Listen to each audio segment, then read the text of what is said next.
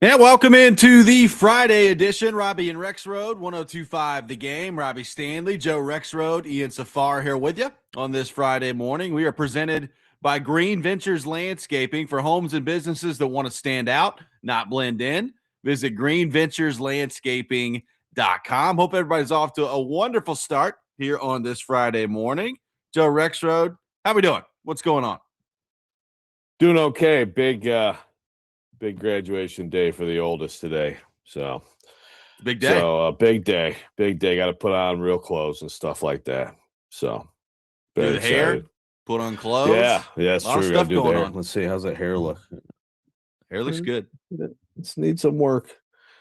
Needs a little work, but got the governor of Michigan will talk today, and but then there's the actual graduation is really tomorrow night, which is kind of weird, but there's the big one that everyone goes to, but then they don't call your name, but then everybody has their names called like their their college's graduation, if that, you know what I mean? Sure. Yeah. Sure. So lots of cap and gown going on.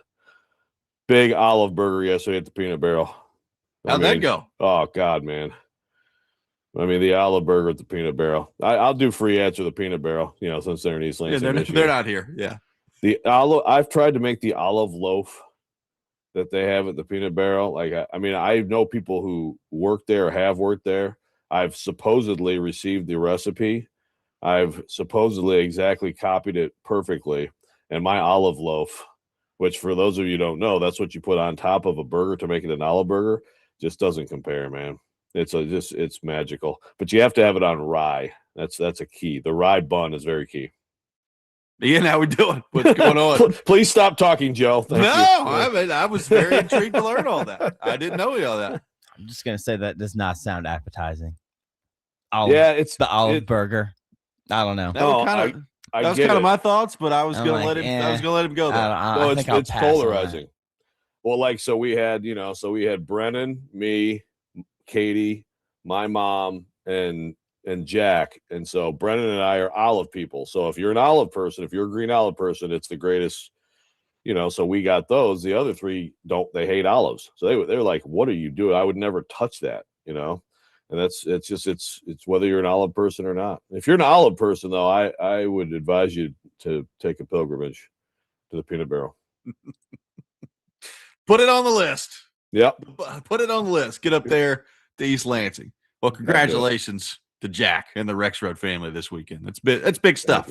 Yeah, we're proud of them. That is very big stuff going on out there. We got a lot going on the program today. Charles Robinson from Yahoo Sports, normally with us on Thursdays. He will be with us today at 7 o'clock. So we will get his thoughts on what the Titans have pulled off in the NFL draft and the top storylines in the NFL. So looking forward to that. Turron Davenport for his weekly visit at 8 o'clock. We will get into weekend winners at 8:30. All those things coming up on the show.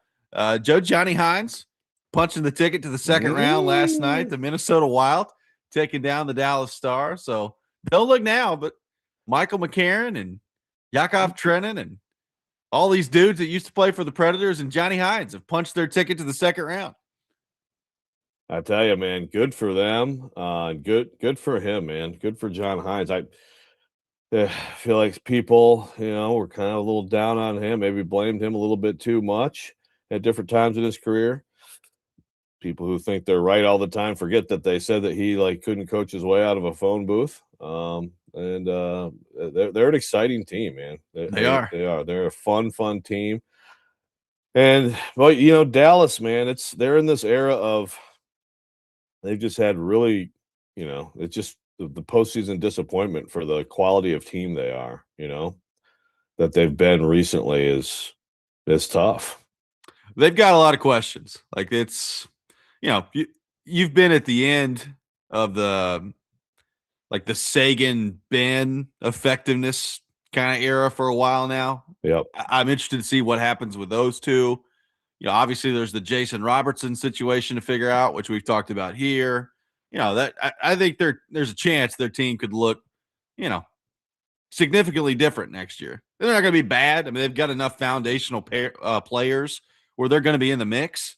But I'm interested to see the way that they kind of handle this offseason. Going to be very, very different, I think, with that roster potentially. We'll see what they do.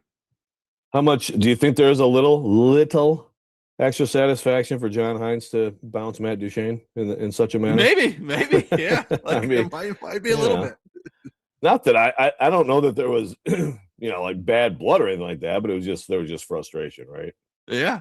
It's just it could be. Look, they could be on their way now. They got to play Colorado. So congratulations to the Minnesota Wild for, hey, you beat Dallas. Congrats. Here's Colorado. It's good stuff. So we'll see how that goes. But look, I mean, it turns out, Joe, it's a good idea to pick up Quinn Hughes if you can. They did that, and boy, did he come through last night. Good grief. Yeah, what an enormous move for them. And yeah, man, that's, I don't know. I am hopeful. I am hopeful that can be a series. I think it will be. And also, like, Colorado, by the time they end up playing, will be off for forever. Yeah. And I'm always interested how that affects teams, right? Like, I heard, Matthew Kachuk on his podcast talking about this, of like, when you're a team that's just been off forever, it's really hard that first game. Like, I think it's an opportunity for Minnesota to go on the road in the first game and get a win. And then, you get the win in game one, all of a sudden you can make things interesting in a series. So we'll see what that looks like there. But the Minnesota Wild get it done last night, and John Hines wins his first playoff series as head coach. So we'll see what else could be in store for John Hines behind the bench with the Minnesota Wild.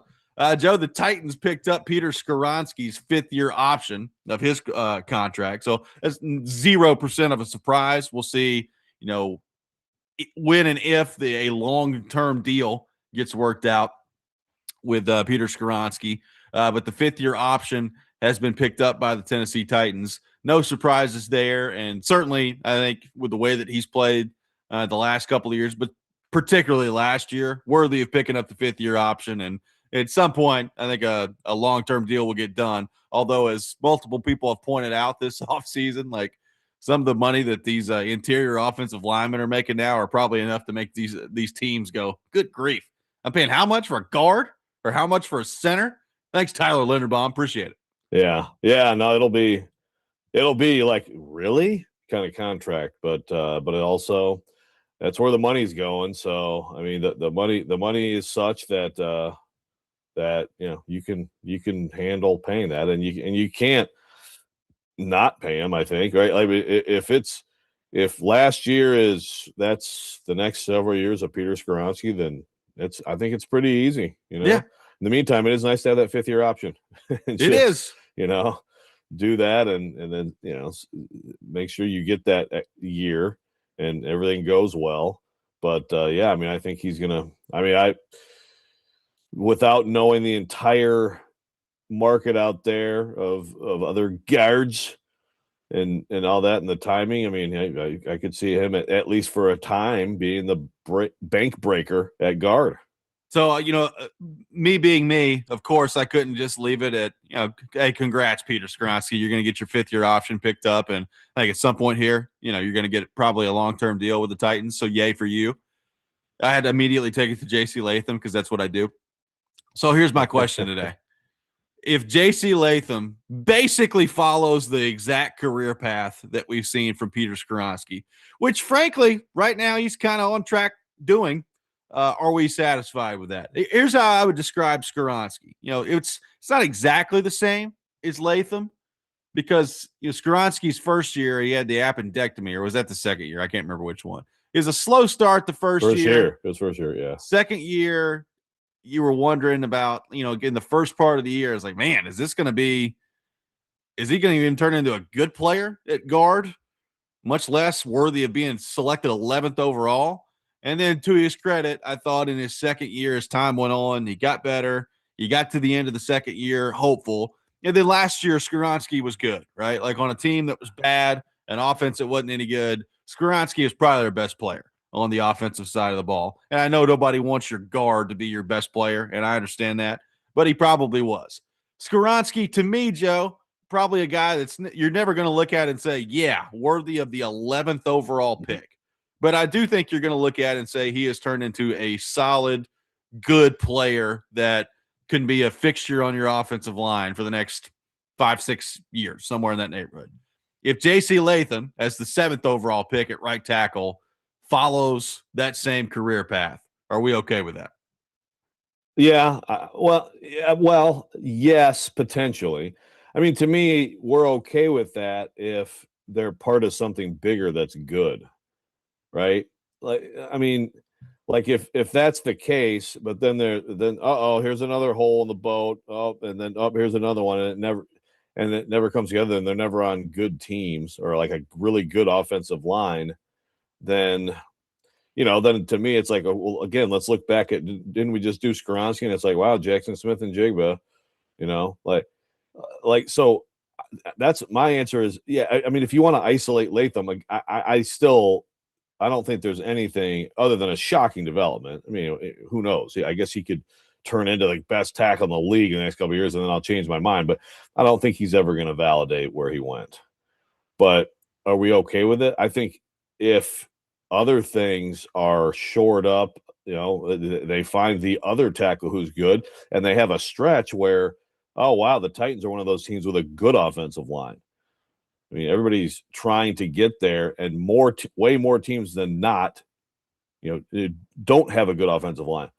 If you have one, there are very few teams that have really good offensive lines that aren't good in the NFL, right? Yeah. I mean, it's a pretty important part of the formula.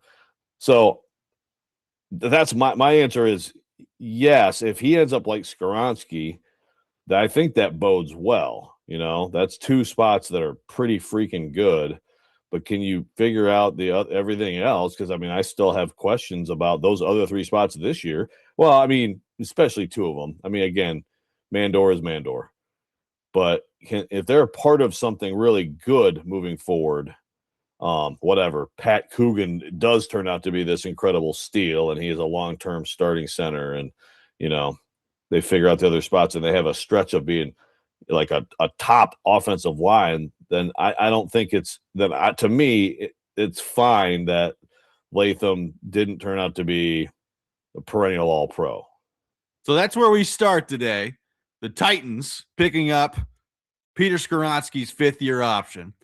Are we okay if J.C. Latham basically follows the same career path? We'll get into that. Take your thoughts. 615-737-1025. Robby and Rexrode, 1025 The Game.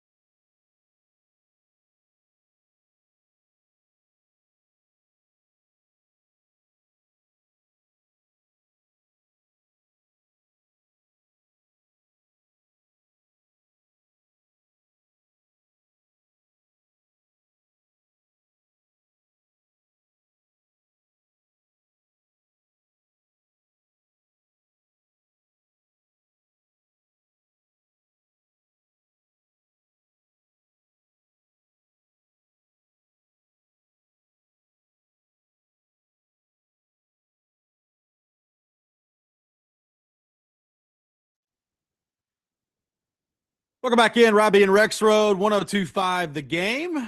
Live from our Busy Bee Plumbing, Heating, and Air Conditioning Game Nashville studios, home of the $99 yearly Beehive membership, where the buzz is always about great service. Taking your thoughts on Peter Skoronski getting his fifth-year option exercised by the Tennessee Titans. People asking about the last time the Titans did that. Would have been Simmons, right? In 2022, I think is when they did it. So that's the last time. Jeffrey Yes, yeah. Someone mentioned Lewan being the last one, but Simmons, and before that, Lewan of first round picks. I did it with Marcus too. So yeah, they picked up Marcus's option. That's right. He would have been more recently than Lewan too. Did they? That's the thing, because sometimes, obviously, sometimes teams skip over that. Did Lewan just get the deal in 18 and not get the fifth-year option? I don't know. I need to go back. I don't remember. I remember vividly the press conference where he showed up in Boss Hog, outfit, which I thought was amazing. And then I asked Vrabel some question about who his favorite Dukes of Hazzard character was, and he was like, "I'm a man of honor. I will not answer that." The Titans did pick up Lewan's option. Yes. Okay. There you go. They did. They picked up the option, and then they gave him that deal. Correct. Okay. According to the internet. So there you go. All right. Thank you, internet. But there certainly have not been a ton of fifth-year options getting picked up recently. Not as many as there should be with all the first-round picks that they've had. Certainly did not pick up Isaiah Wilson's fifth-year option. No, they didn't pick up his second-year option. Second-year option. There was no option, and they still said, no, you will not be part of this team for the second year. So throwing it out there, if Latham replicates what we've seen from Skoronski so far, are we satisfied with that? I will answer this. No, I'm not satisfied with it. Am I, after watching the way it's gone with Latham the first 2 years, would it be an option that I would at least be, I don't know about okay with, but I could handle, I guess? Yes, that's at this point, I guess I would accept it, because the alternative is he's just a bad pick at right tackle, and I don't want that, right? Like I don't want that being the case. To his credit, about halfway through last year, I thought it was trending to be pretty bad. I was like, this could be bad. And I thought the second half of last year, he figured some things out. He solidified himself a little bit. And, now the question heading into this year is, all right, can you pick up where you left off and build on that to start next year? And, oh, by the way, can you do that with what we think is going to be at least an uncertain situation to the left of you at center and right guard, right? So I think there's a lot on J.C. Latham this year. Yes, because of where he was drafted. Yes, because of how important right tackle is, but also adding in the uncertainty at center and right guard. There's just a lot on Latham this year. So I still don't back off what I said a year ago, which is, you needed to walk out of your second year convinced that J.C. Latham was going to be a great player for you, and that didn't happen. Like, I'm not convinced that J.C. Latham is going to be a great player for the Tennessee Titans. I'd love for that to be the case this year, that you walk away from that. But, Skoronski, he walked away from his third year saying, I'm convinced he's going to be a good player for the Tennessee Titans. I don't know about like all pro, but I'm convinced that Skoronski is going to be a good player for the Tennessee Titans.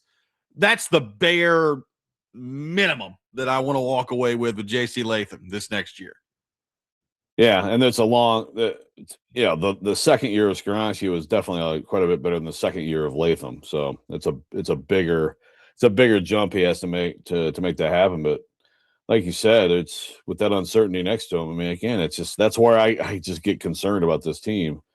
If it does work out, then that's good. I mean, then you have, first of all, if it does work out, I would assume at least one of those two spots next to him have somewhat of an answer, maybe beyond just this year, because you don't want to keep, and that's why it's like they could sign Zeitler. If they do, that's a huge red flag to me. I understand people would be happy with it, but it's a huge red flag about how they feel about everybody. I mean, everybody's talking up, oh, it sounds great now, before anybody gets on the field and actually has to block guys on other teams. But I think it would be a better sign for the Titans if they don't sign Zeitler, meaning that they actually maybe have concrete information that they're going to be okay there. But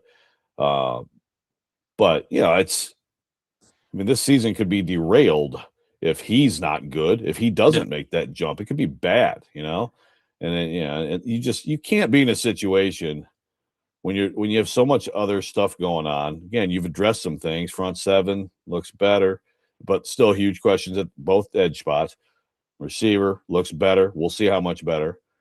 If you have to sit there, like at some point this year, like, yep, 2 more tackles have to be acquired. That's just really bad, and that's why even like the question yesterday, I think any sort of like, what's the most important individual story thing? It's hard for me to go much past Latham. It's hard for me to put many people, if anyone, above him, because again, what it means for the team building folks, what it means for Borgonzi, and of course, this is not his fault, Latham, but it's a problem he has to deal with if he has to now figure out both tackle positions. As we know, this franchise, I guess this is a Karski thing, the DNA, at least the recent DNA, is they can't figure out tackle. Yeah. Well, Trevor says, I wonder how much the hip affected Latham last year. I do too.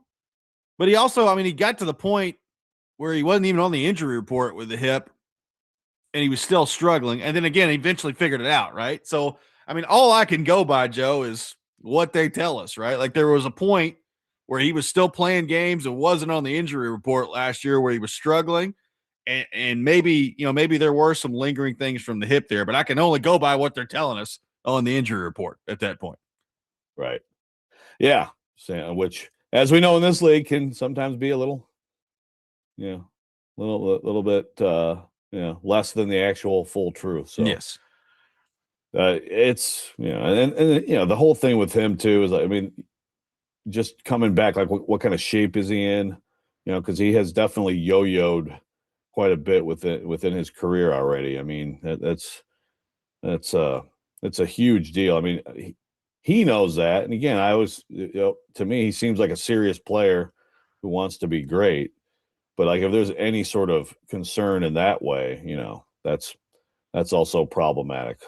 615-737-1025, our phone number, 615-737-1025. Charles Robinson from Yahoo Sports is coming up at 7 o'clock. We will get into the Titans and all things NFL with him. I heard an interesting take from Visor Boy, Kirby Smart, yesterday that I want to get Joe's thoughts on. We'll do that. Robby and Rexrode, 1025, the game.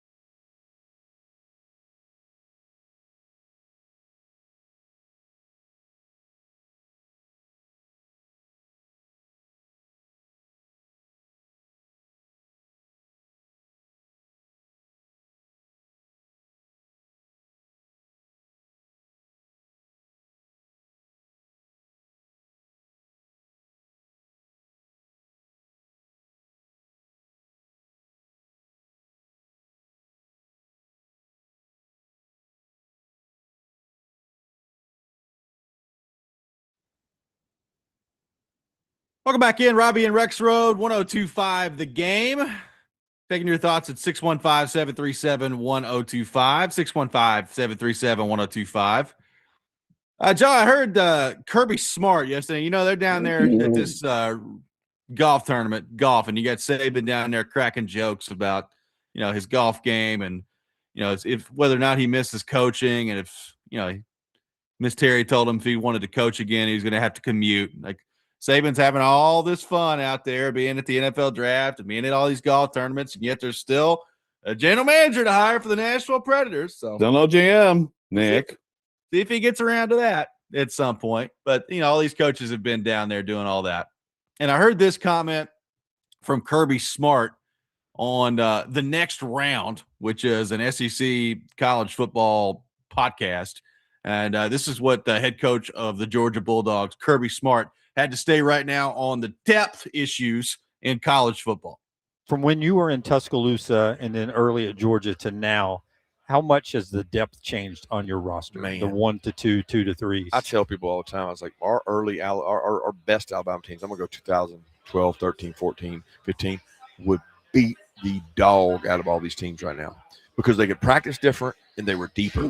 Okay. The game has not changed that much from 2012 to 2025, but the roster has, and those teams would clubber lane somebody. They would just physically beat you. And I look at our team now and I go, oh, man, oh, God, we don't have the depth we had. We're not as good as we were. We're not going to be – and then we go out there and win the SEC. And I'm like, it's just relative. Yeah.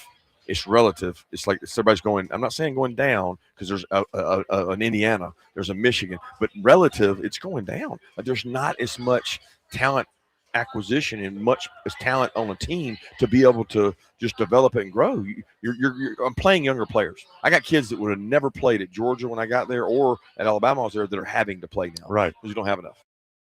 So I heard that yesterday from Kirby, Joe, and nothing he said there surprises me. Like we've talked about a lot of that, like NIL and the transfer portal. You can't just stack up 5 stars loaded at all these positions behind you and just expect that they're going to wait 3 years to play anymore. Just it very rarely happens in today's age of college sports. But it leads me basically to this question, because I think, Joe, we're deep enough into NIL and transfer portal, kind of that era of college sports now, where we can get somewhat of a, you know, good sample size as to where things are. And who knows where they're going. Like, you know, we've talked about expansion of the NCAA tournament this week, expansion of the college football playoff. I have no idea where that's going to end, you know, what that's going to look like. You know, at some point, is there more – are there better guardrails in place with the transfer portal where, you know, kids aren't leaving all the time? I don't know. I don't know where we're going to end up with all that. I just know where we are right now. And my question is pretty simple, and I think it's a very complicated answer that's involved with it. But my question is simply this. Are college sports better than they were 10 years ago? Like when you look back 10 years ago, when you didn't really have all this stuff, is it better? Is it worse? How much better? How much worse? How do you go about trying to answer that question, Joe? Well, it probably depends on how much you listen to coaches bitching, because if you listen to it a lot, it's way worse, because my God, do they cry a lot. They do. For how their lives are going. It seems like things are still going pretty well for those guys. But you're right.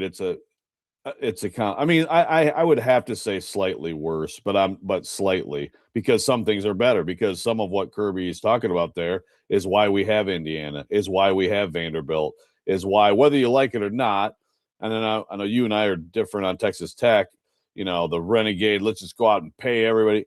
But at least, like, it's possible. It's not the same 8 programs that are just like, how do you ever break into that elite country club, you know? So to me, that's way better. That is awesome. I love that.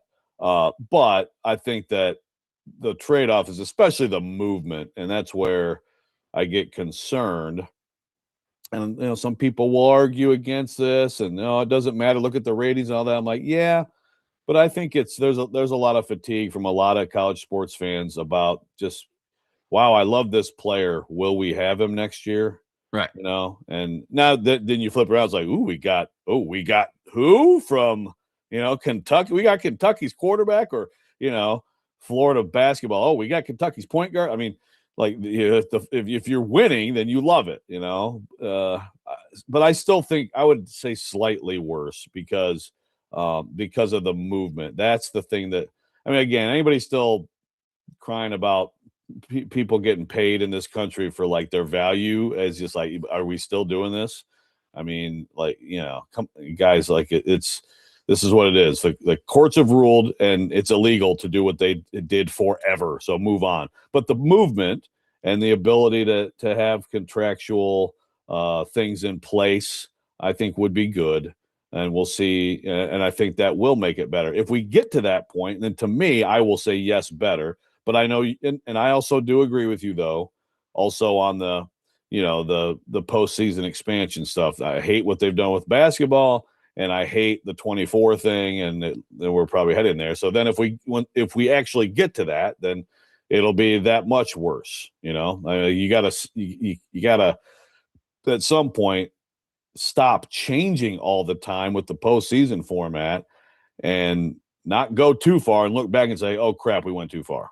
Well, that's why I think this is complicated, because I think it depends on, number one, what sport you're talking about. Number two, who you're a fan of in that sport. Like, I'm sure if you're an Alabama fan, you don't think it's better, right? Because you can't just stack up, all these dudes that are 5-star players that, you're 3 deep at edge rusher, and the guy that comes in as a true freshman 5-star is just, he can't get on the field out there until it's the fourth quarter and you're up by 52. Like, it just, it's a different time. I would also say this, like, I think largely, Joe, that the player movement has evened things out in football, right? Like you just mentioned Indiana and Vanderbilt, and these guys can move all around the country and get playing time, and people are heavily invested in football. And I think it's made for more parity across college football. I also think, one of the things we talk about by the time the NCAA tournament comes around is, are we really going to have your traditional Cinderellas anymore? Because the flip side of that to me is these players play at lower levels in college basketball. They play well. And then these big boys look at them and say, all right, cool, come join our team. And that's what happens in college basketball. And I think one of the effects of that over the last couple of years has been we really, for the most part, have not had very many Cinderellas in the NCAA tournament. So it's kind of interesting sport by sport there, how different it is. Like, I think football, it's done a pretty good job of leveling the playing field to some degree. And in basketball, I feel like in some ways it's doing the opposite. So that part of it is pretty interesting. Yeah, it's a good point. It's like, because like in football, the quote unquote mid majors, the group of 6, or of course it's always changed a group of whatever number it is. Like, typically it's just, they're not seriously contending for a national title. Now here and there you may have like a Boise or somebody like that, and I guess moving forward we'll see. We'll see if teams like that can still. I mean, South Florida last year, I still say they screwed up a couple games, but like they had the firepower to be one of those teams. But yeah, like typically in football, it's been so condensed at the top that it does. It's like more parity, but in basketball, it feels like less. So very different sports, right? That's the thing. I mean, I would say like, because I think Kirby's probably right with what he said. Although I also would still say if you have a great team that stays healthy in this era that has a great quarterback, they could still go back and beat one of those Bama teams, right? Like the Jacob Coker team with Derrick Henry. Like if they're healthy. Yeah, if you had one of these great teams, even like, I mean, my gosh, I guess I don't know if we can go like his teams of like 21. I don't know, man. Would his 21 team not beat like Bama of 15? I think they would, but regardless, I think he has a point. Like the depth thing is a huge difference. But in basketball, it's like you kind of, because you just need a few guys, and you're good.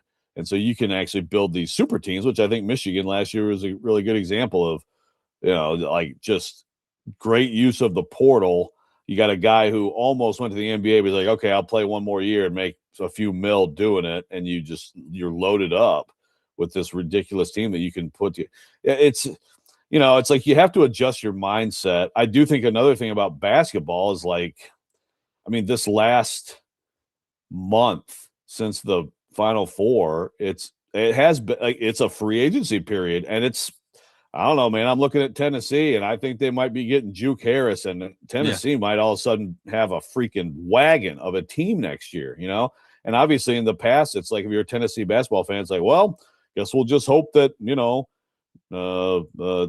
Bishop Boswell gets better next year. Now it's like, no, here's a whole bunch of dudes who can score the basketball. You might be awesome next year. I mean, in some ways, again, it's kind of like some of the answer is like if your team is doing it well or if your team is not doing it well. I do think by and large, though, like if you took a straw poll of like all the college sports fans in America, of which there are millions, and asked this question, like are college sports better now or 10 years ago? I think overwhelmingly they would say 10 years ago. But I think when you dig through it, you can find examples of things that are better now that make it more complicated, right? Like, again, players making money is, I think for the most part, everybody is on board with that. I think there's some things that come with that are different than things used to be in terms of, the criticism, the responsibility, all those things that you got to handle.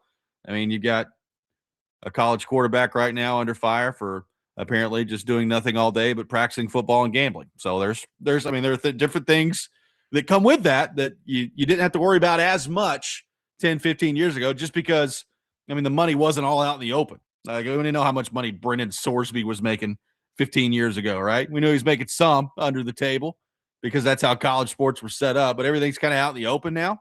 So it's a different time. I think, you mentioned the coaches. I think pretty much everybody on the coaching front would say that it's worse now than it was 10 years ago.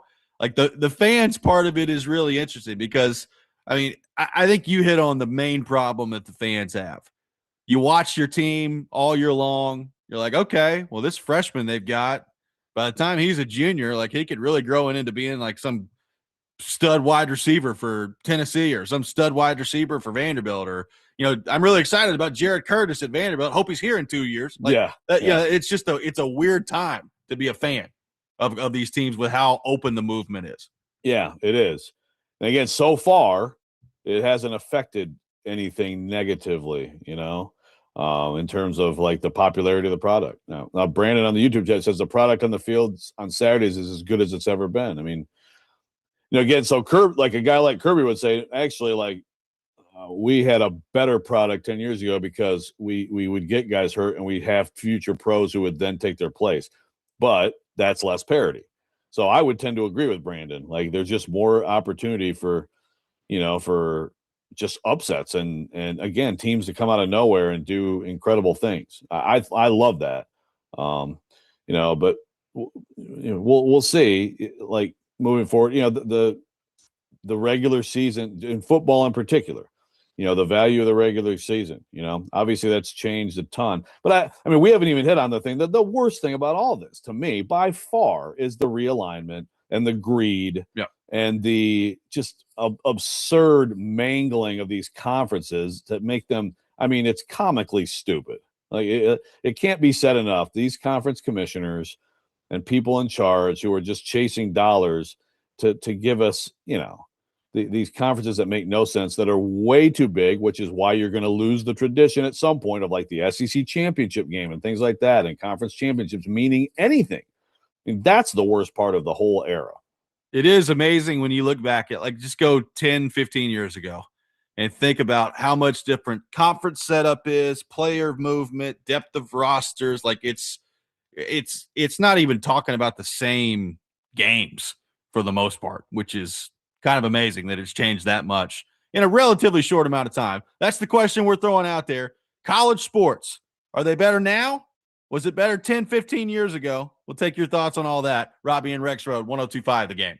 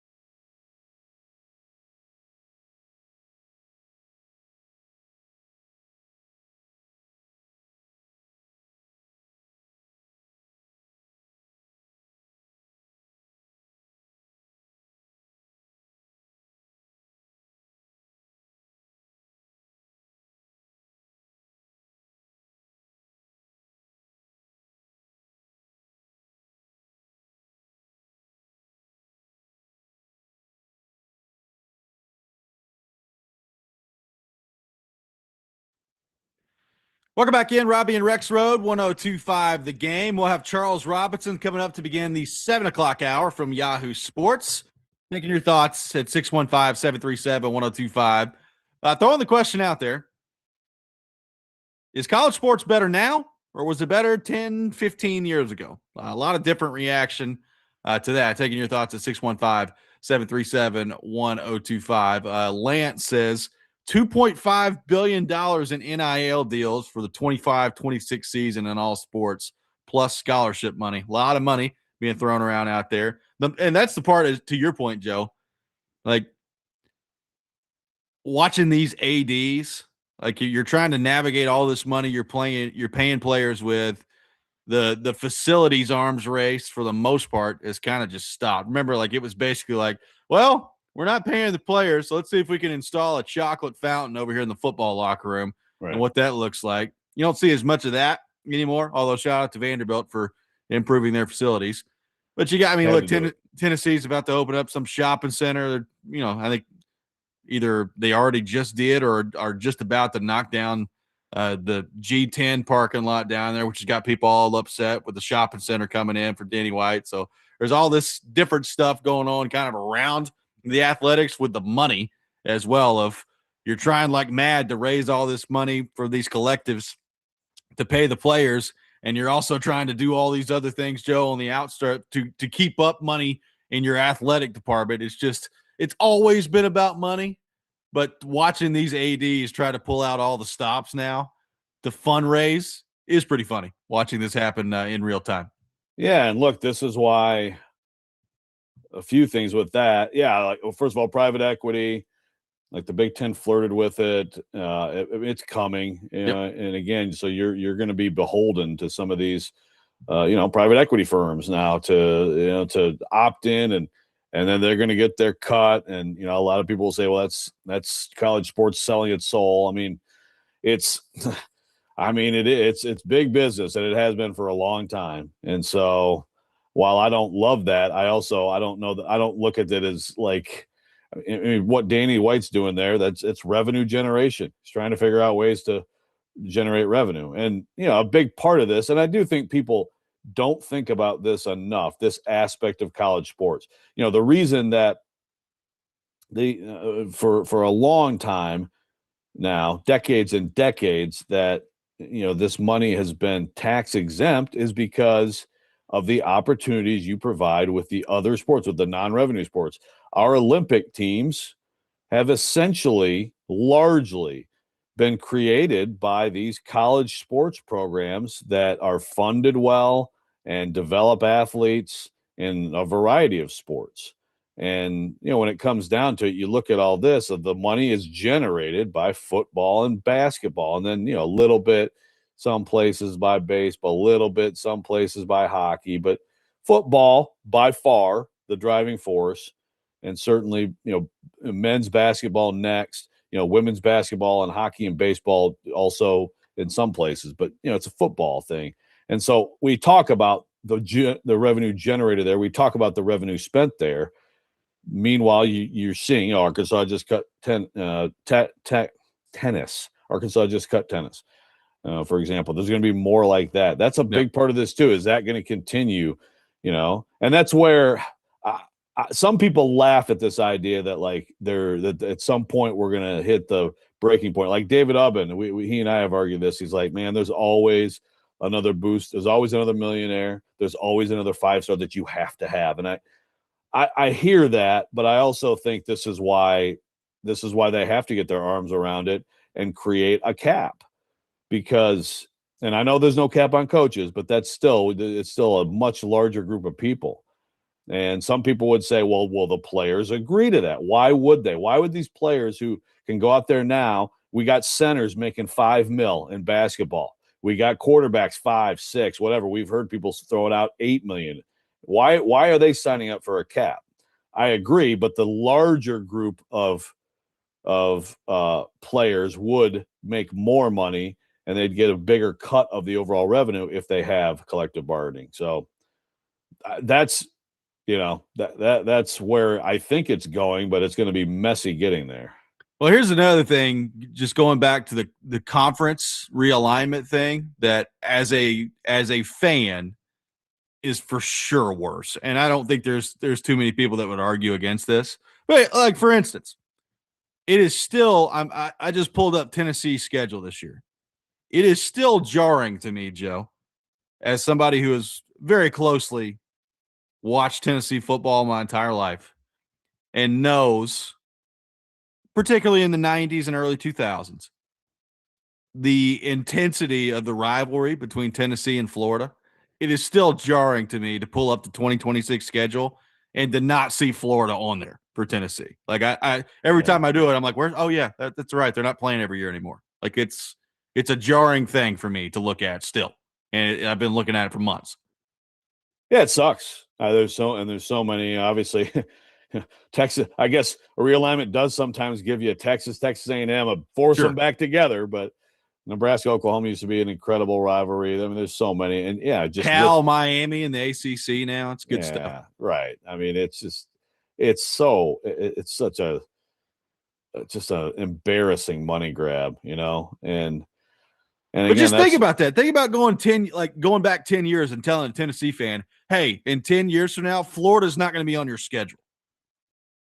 But Texas will. Yeah. Yeah. Yeah, right. No, it's again, to me, the whole realignment has created so much of the issues. Now I understand that's still a separate thing from players getting compensated, the lawsuits that, again, once the lawsuits all started to be won, you're kind of like, yeah, why didn't this happen way earlier? This is obviously, but the reason is because the money wasn't obscene. Like not that long ago, the money was what I would call it not obscene in college sports, like what the coaches were making, what the administrators were making. Now it's multiple millions a year for an AD. I mean, that used to be absurd to think about an AD making that much. You go back to the idea of anyone making $1 million as a coach in the 90s. That even then, that would like, oh my goodness, what, $1 million? I mean, it's gone so far past inflation. So, that's where it's just got to the point where like there's no way that you can keep this illegal system going. So everything has exploded as a result. We'll have Charles Robinson from Yahoo Sports with us coming up next. We'll get into the Titans and all things NFL with him. Robby and Rexrode, 102.5 The Game.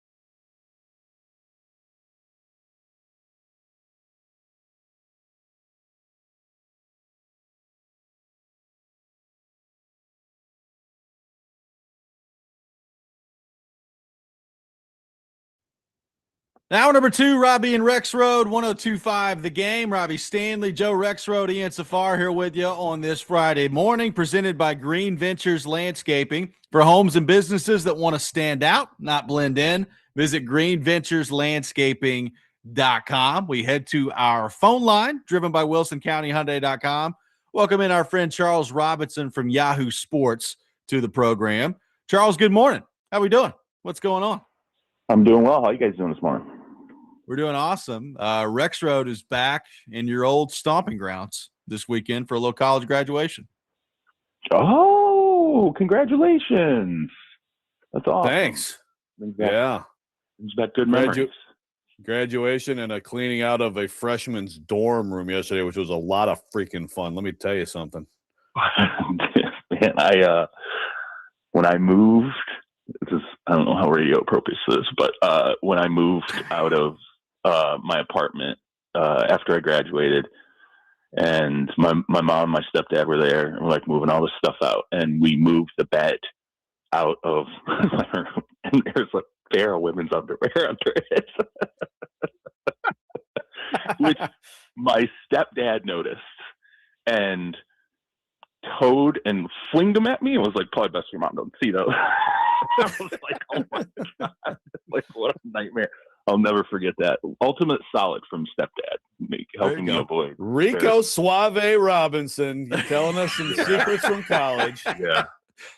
Yay or nay to the peanut barrel? What about the peanut barrel? Is it? Are you a big fan? Oh yeah, absolutely. Okay. Who wouldn't be? Joe was describing his love for olives earlier, and it just felt a little much. Yeah, well, peanut barrel is where we always ended up after like closing the paper and stuff like that. That's our bar. Yeah. But Thursday night, that's right. But I don't know. So I was talking about the olive burger because, like, Brennan and I are huge olive burger fans. Some people hate olives. I don't remember if you're an olive person or not. Yeah, I like olives. I do remember that burger, okay. And I do. It was controversial even then. I think not a lot of people are big olive burger fans, honestly. Yeah. No, but they should be. You remember Mr. Charles? Fables? Do you remember, Joe, growing up in Michigan, there was a restaurant called Mr. Fables. They used to have an olive burger that you would have loved. No. Maybe it was more of a west side of Michigan kind of thing. I don't think I've ever even heard of an olive burger until you two. It's a Michigan thing all the way, man. I guess now you got to try it. You have to try it and tell us what you think. All right. We'll see what we can do on that front. So, Charles, the Titans draft Carnell Tate at number 4 overall. Surprising heading into the draft that's the way that they went, but now they've done it. Tate is a member of the Tennessee Titans, and the offseason moves for the most part is done. So you got the new coach coming in with Saleh. You got Dable. You've added a number 4 pick at wide receiver to the mix. They basically revamped almost their entire defense on that side of the ball. So what do you make, number 1, of the Tate pick, and number 2, where do things stand for the Titans in your mind after the lion's share of work is done this offseason? Well, so I'm sure people were unhappy that Tate was selected when Styles and Reese are on the board there, right? And obviously Love goes off at 3 to the Cardinals. But I will say this, probably 2 days before the draft, I was talking to someone about Love and, just the amount of guaranteed money that gets, set to a player at that position in the draft. And I remember him saying to me, he goes, I don't know about taking a wide receiver or a running back in the top 5. He goes, but I will say this. He goes, I would feel more comfortable taking a wide receiver inside that top 5 and giving him $50 million in guaranteed money than I would a running back, based on how the economics of the league work. He's like, you're taking a running back and you're basically putting him at basically the top of the wage scale now, and you're giving him more guaranteed money than all these other running backs who are the best players in the league. So it's like he better be the best player in the league. Like he better be at that spot. Whereas a wide receiver, if you're looking at paying a wide receiver $50+ million in guaranteed money over 4 years, that breaks down to a pretty equitable, that's not huge money for a guy, particularly if he can round out and be your number 1 wide receiver inside that top 5. So just from the economic standpoint, it's smarter if they're close. He's like, if you're close on a running back or a receiver, the economics tell you take the receiver because he'll slot better. Your cap will be healthier, and the pressure for him. Although it's a first round pick, top 5 pick, the pressure is always going to be there no matter what. But even if he doesn't fully live up to it, it's less damaging than locking yourself into a running back at the top of the pay scale who, has to come out and light the world on fire no matter what, to really justify the money. So I thought that was interesting. Just, thinking of the money and the fact that they took him there. And I'm okay with them giving Cam Ward more pieces. Like, this is they rebuilt the defense, like you said. I mean, there's so much that's been sunken into that, from trades, signings, obviously the draft, they add pieces, that I feel like this is probably the most high quality offensive. I'll ask you guys, what do you think? I think this is the most potentially high quality piece that they added to that offense this offseason. I mean, I don't know, maybe you guys love Wan'Dale Robinson. No, I think it's for sure Tate. Yeah. Yeah. So, I mean, it's given the amount of resources that were already really, really driven into the defense and the changes that are going to be made there. It makes sense to me, because you spent the entire offseason reworking the defense. And now I think this, to me, now after this draft, is really where it's moving day for Ward. Like, you really have to, do everything you can schematically, coaching, give him every single thing you can to try to, get him to take that next step going into preseason. So the draft analysts are clear on this, Charles, but I'd just like to know if other people around the NFL think that James Gladstone is a total freaking idiot. Yeah, I mean, look, it's the picks, obviously, the tight end pick in particular, everybody's was losing their minds over that. We'll see. Honestly, we'll see. I don't know. He's unconventional. The way that they stack their board is different than anyone else. So it's either, they think they're smarter than everybody else, and they're going to end up looking really, really foolish, because you're drafting guys feels pretty consistently over slot. I still think there's an echo of last year's draft and the decision with Travis Hunter. If Travis Hunter now just becomes a corner, which, the critics, everybody was saying, like, hey, you're not going to be able to do this. You're not going to be able to do this. And they certainly felt like they had the plan to make it work at both wide receiver and corner. And clearly it fell apart in year one. It was disastrous. So they need to recover significantly with Travis Hunter. Like, if he's going to play corner, he has to be a top end corner, and they need to make sure that they don't mess around and disrupt that now that he's coming off of a non-contact severe knee injury. But yeah, I mean, I don't know, Joe. I mean, GMs, they all it's like the lunchroom, right? There's certain GMs who really like all each rip other, on each other. and then like the different tables rip on each other, right? Like it's not, they never do it in a way where, publicly you have a lot of reporters coming out here and, repeating what maybe other GMs say. But annually, I get complaints from people in other personnel departments about Howie Roseman, about all you guys do is every draft, Howie wins every draft, and you're just waiting to, throw him a ticker tape parade. Well, his teams are kind of good, right? Like, no, I mean, what are you going to do? I get that, but don't you see, like, that's just the kind of the mentality. So, I think some of this is also just how Gladstone comes off publicly, right? And you tell me, like, how many times in the history, I mean, certainly there are some examples, but like, whenever a team thinks it's quote unquote smarter than everybody else, doesn't it almost always end up that they're actually dumber? Badly. Yeah, but he came from a team that has, F them picks. I mean, that was a mentality where you're like, what is he doing? Like, what is Les doing? Like, how can you burn this kind of capital this far into the future? And then on top of it, they stopped sending their scouts out, like, in heavy rotation to all these different events.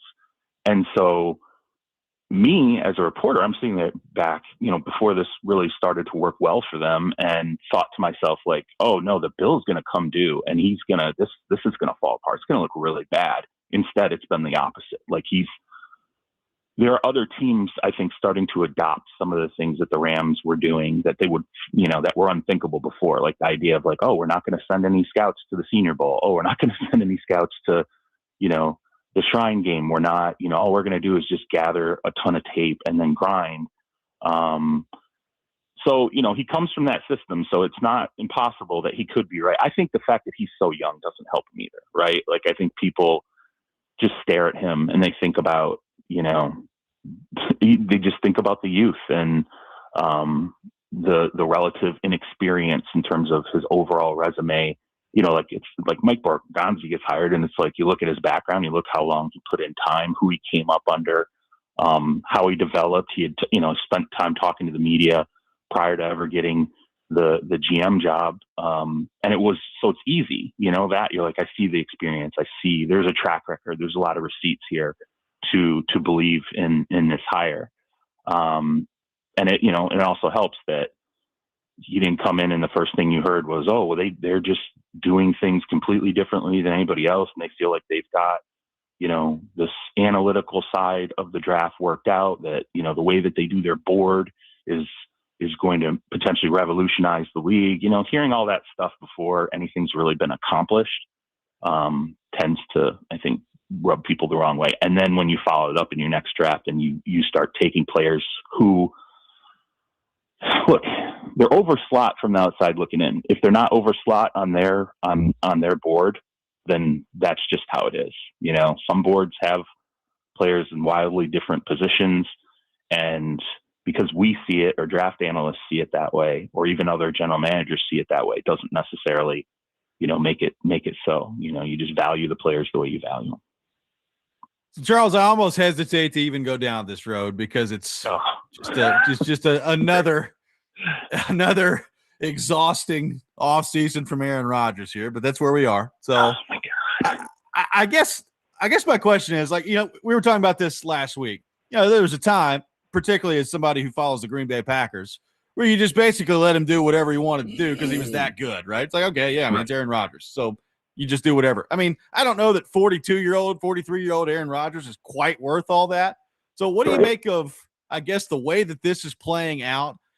And how have we gotten to a point with him where it's like every offseason you're not gonna find out whether or not he's gonna play until June, it feels like.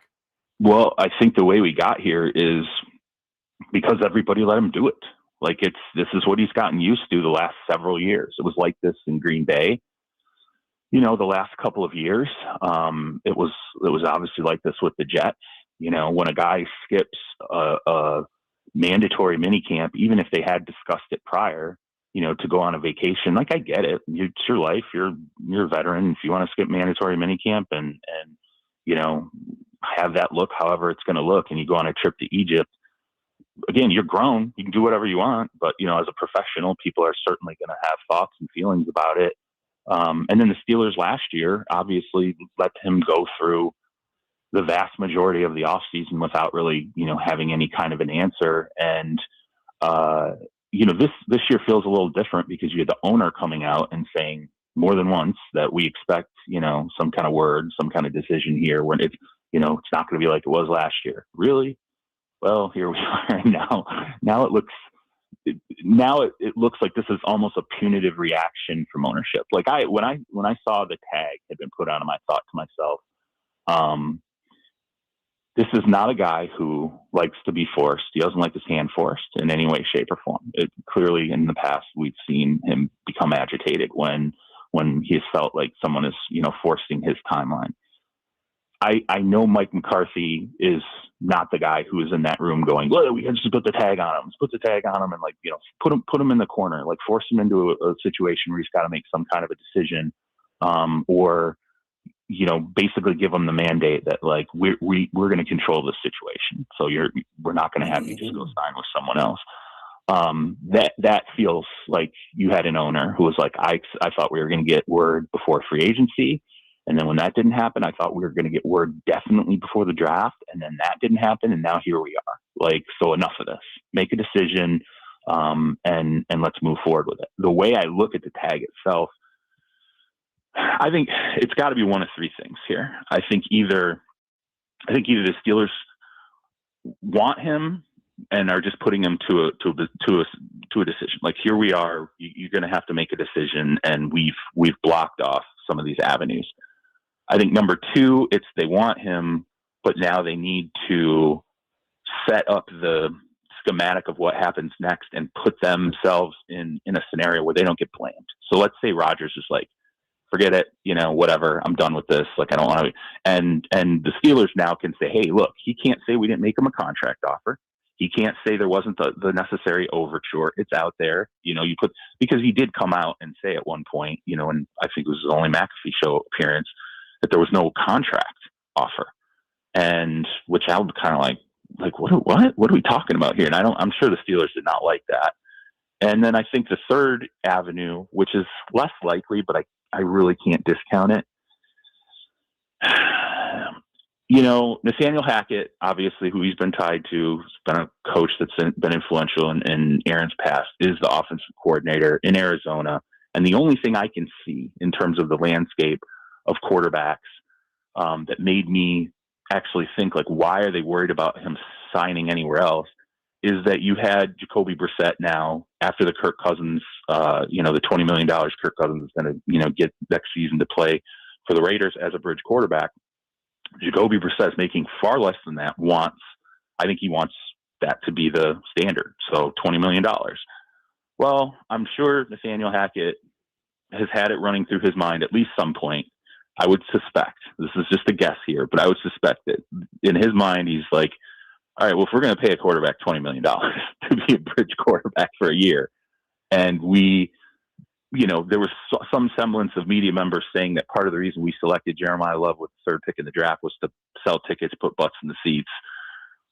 Who's going to do that between Jacoby Brissett and Aaron Rodgers? So why don't we just let's go after him? Let's see if we can somehow draw him, here to be the quarterback and not end up paying Jacoby Brissett $20 million when you can make the argument that Aaron's the better player now, and he's certainly the more he's the name that I think would raise some antennas more in that fan base than just another year of Jacoby Brissett. I think that third one is the least likely, but I cannot rule it out now because of the fact that the Steelers have approached this in a sort of you're signing with us or nobody mentality. So, Charles, this story has developed a bit over a few weeks, but just in the pure football aspect of this story, Mike Vrabel with the New England Patriots, I think it's pretty clear that he's not going to be fired. I mean, I think there'd be a fair degree of hypocrisy if that were the case, given that organization's history. But I do wonder about his viability as a coach moving forward. I even wonder about if the feeding frenzy continues. Does he look at it and say this is not worth it? But where are you on that? And what's ahead for him as a coach with the Patriots?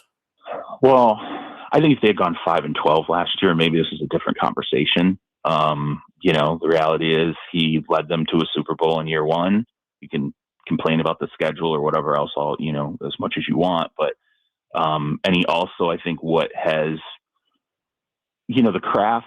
The big thing from everybody I've talked to is they feel like he got the culture in the building back on, in terms of like the football. He got the culture in the building back on an even keel, that people were not dreading, coming in. They were actually coming in with energy that it just felt like a lighter, happier, more driven place, but coming from not necessarily a taskmaster, but more of a, Dan Campbell, that kind of a vantage. And so I think that matters to them. And as you said, that organization has had no share of, the PR department there, someone was like, talking to me and they're like, man, Stacey James, the head of PR, they're like, man, this must just be a total nightmare. I'm like, man, are you kidding me? I'm like, do you know how many things he's juggled over, the last 20 years? You can look it up. There's, just unbelievable things, whether it's like Aaron Hernandez, which you never thought could happen,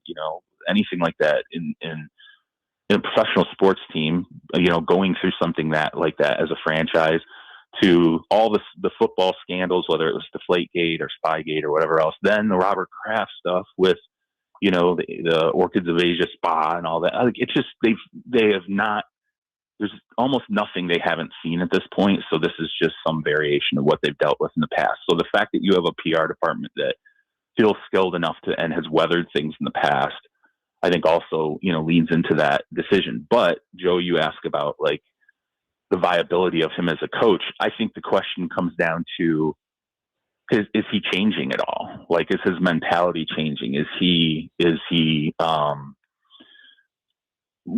same person he was, in terms of how he coaches and the speeches he gives and how he carries himself, around the facility? Because like I said, with Dan Campbell, there's an aspect of him where it's, I don't want to say macho. Like, I don't know if, that might be the right word, but he's like Dan Campbell inside the Lions organization. It's like, well, that's a man's man, and that's a football player's football player and football coach. And, is just puffed, chest out, puffed up mentality.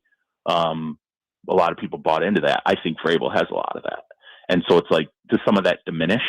Because as you said, maybe this doesn't stop. It doesn't seem like the New York Post is stopping. It seems to me like they're like, let's just keep doing this as long as we can. It'll never stop. It'll be mentioned the rest of his career. Sure, certainly. Everything. Yeah. It'll never go away. And we're also, this occurred in a quote unquote dead period. So sometimes when things happen to teams, this is unusual, but whenever like a quote unquote scandal hits a team, sometimes you can hide in football, right? So if it's like this happens on the doorstep of the season, what you'll hear inside an organization is, we just got to get to the games. Like, we got to get to the games so that people have something else to digest and something else to focus on. And instead we don't have that because we have this immense amount of time between here and training camp kicking off. I would say, what we don't know is how is this going to continue to manifest in his personal life, which he has made clear it has. Or else you don't step away for the third day of the draft. You, God forbid, don't have a press conference where you stand up there and you're asked about, well, how did your remarks go from, this to this to this, and now you're stepping, you're taking a day off of the draft to go into basically family therapy, and then he mutters that line about, well, those remarks, it's about protecting your family, and you're like, oh man, this has changed. Like, this is dramatically. The messaging that's coming out of this has really changed. So we don't know how in his personal life that's going to ultimately affect his decisions. And I would say if for whatever reason he's not the head coach of the Patriots when next season starts, I think it's his decision. There's an element of his family, personal life, and how he's approaching things that ultimately lead to it. I do not believe. I don't know if there's anything else that could come out in this that would make the Patriots make that decision, unless they looked at Mike Vrabel and said, hey, you're a shell of yourself. You're not the same guy. This is clearly a real problem. And maybe we need to take a year off. We're not firing you, but we would like to take like a 1 year breather so you can get yourself right and everything in your life right. And we can, put this all back together again in 2027. Charles, last thing for you. What's kind of your thoughts, your take on how NFL people will respond to this Brendan Sorsby case in college football with the gambling, and who knows what happens with him this year when the actual games come around? I think this is going to be so interesting. I really do, because he is a good enough player that I think if he had applied to the 2026 draft and none of this was known, I think he's a first round pick. And I think there's a chance he might have been the guy who comes off, after Mendoza, and it doesn't end up being Ty Simpson in the top 13 picks. That's the kind of talent he has. He's been the bumper crop 2027 class before all this stuff came out. Sorsby was certainly in some front offices. I think there was a feeling that, hey, that could be one of these guys who really drives his value up into like the top 10 picks, or maybe even top 5. Like he could have that kind of a season at Texas Tech. Now with this, I think there are a couple of things. Number one, it seems, and I have not been on the inside of obviously any of the college reporting stuff, but it seems like he's definitely going to have his eligibility stripped. Sounds like for betting on a team that he was currently a member of. So once that happens and he's ineligible, he has the ability to petition to enter the league supplemental draft. And I think there would be NFL franchises that might be supportive of it. But now I think the league and the teams are they're all confronted with, how do we handle this? Like, what do we, we have not seen this before. And the NFL has had players who gambled, were suspended for a year. Calvin Ridley obviously was suspended for a year. Isaiah Rodgers was a guy who, when he was a member of the Colts, he actually bet on the Colts, but it wasn't like he didn't bet against them. He bet, in favor of them. And it was the same situation where you felt like, oh, that feels like a red line's crossed. Their career's probably over. And that has not been the truth at all. So now the NFL has to approach, what's the red line here, for a quarterback, for a highly acclaimed, prized quarterback who has the game in his hands, 50, 60 snaps a game. Quarterback can affect anything. They can affect wins and losses. They can affect, micro betting, over unders, how many receptions a player gets. I mean, you could go through the list and be like, this is definitely the most damaging position on the field for someone to be gambling on their own sport and potentially their own team that they're playing for.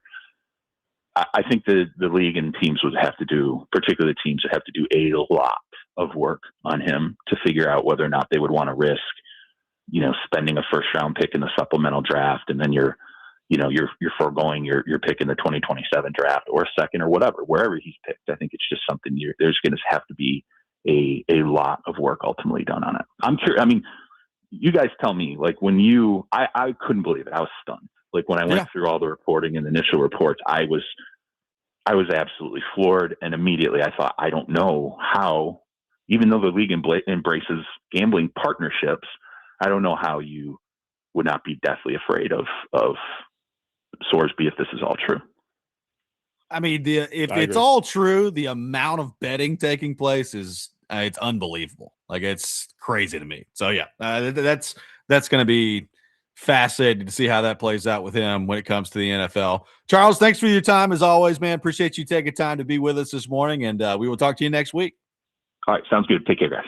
Yes, sir. Charles Robinson from Yahoo Sports, our guest here on Robby and Rexrode. Lots to react to there from Charles. We will do that coming up next. Robby and Rexrode, 102.5 The Game.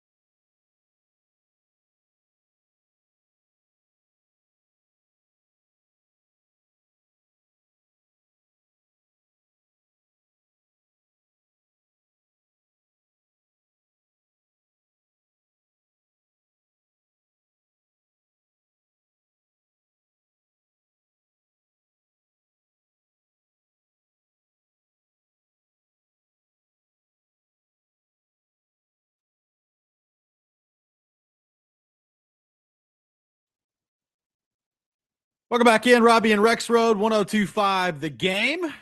Taking your thoughts at 615-737-1025. The Nashville Sounds taking on Norfolk today at First Horizon Park. First pitch at 6:35. Catch all the action on 94.9 The Fan, presented by Family Leisure and Social Canteen. I appreciate Charles Robinson for being with us in the last segment.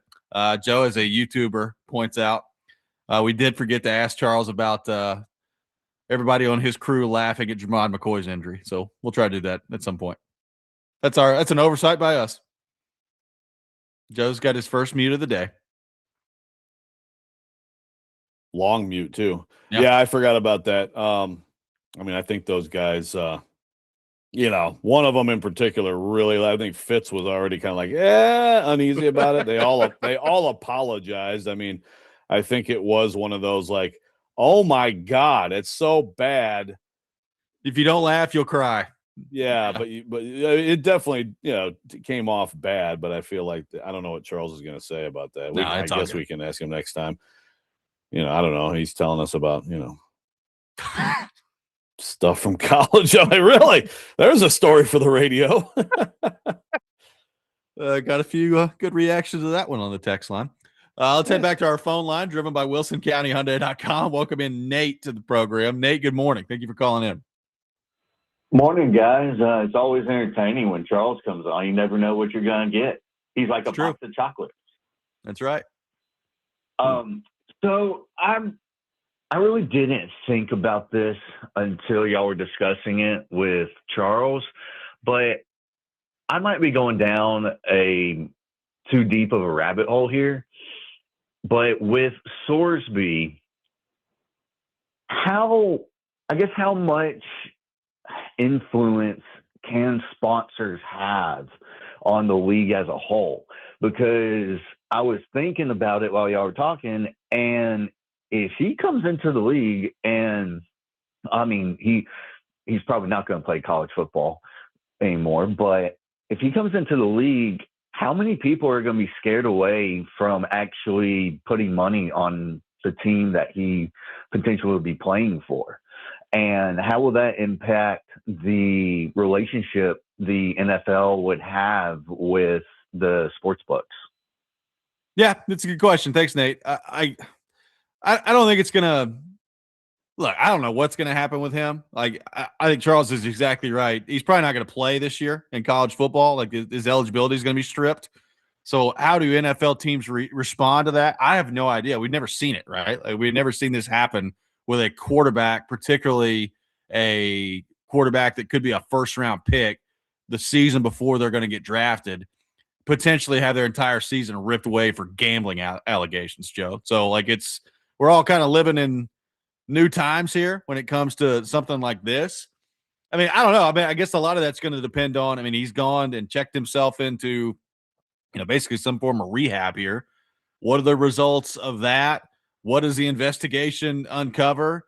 I mean, I think, we've talked about this before with other cases. Like, it's one thing if you're just betting on yourself all the time. Like, that is different than betting on your team to lose games, obviously. I mean, the thing that would concern me the most is, like, if the reporting on this is true, Joe, and this is your franchise quarterback that you're potentially drafting, I mean, he spent thousands upon thousands of dollars and thousands upon thousands of different bets over the course of a pretty lengthy period of time at this point, where it's just one thing after the other. Like, it feels like he's got a big problem about this. So that's what I'd start to worry about if I'm an NFL team when it comes to this. I don't think the sponsorship thing is going to be that big of a deal. Yeah, right. I mean, like, the concern is, like, is this guy? I mean, this looks like it is a real thing. I think some people blow off, quote unquote gambling addiction. That's not like, that's not the same as like a drug addiction or being an alcoholic, whatever. It's, if you have that, it is a very, very bad, real destructive thing. And like you said, Robby, in the last segment, you read the reporting on this and the breadth of the betting and the frequency, that's indicative of a serious problem. So that's the concern. Yeah. Like, I mean, if he ends up going through this and he gets into the league, I mean, first of all, I don't believe that there's any evidence of him betting against himself or No. against us. Like that's such a there's point shaving and stuff like that, which people do, and we've seen that, and typically that's like at like Cal Poly Tech, right? And it's like a really like this dude has the biggest magnifying glass on him in the world if he goes in the NFL. Like I don't think people are, gonna like again, if he's betting on himself, then he's just trying to play well anyway and win, right? Like right. Now people will make the argument though, like, if you're betting on yourself, are you betting on yourself every game? Because if you're not betting on yourself every game, the prop bets are the one thing, because I guess Charles said the quarterback can really have an influence on all of that, like more so than anybody else. Yeah. But also, like, if you're betting on your team, well, are you betting on your team every time? If you're not betting on your team, does that mean you don't think you're winning that day? Like what? How do you handle all that? Yeah, probably. I mean, that's the thing. If you were like, I mean, if it was just open season, everybody could bet. There probably would be some weeks where it's like, well, that team sucks. I'm going to lay down on this one. Well, this one looks a little tougher. But again, it's like the oversight. I mean, if you're him, you're like, wow, I just lost $5 million and my life's been turned upside down. I'm now the center of a scandal. Yeah. Clearly, well, I shouldn't say clearly, but it looks like there's a problem here. So you got to address that.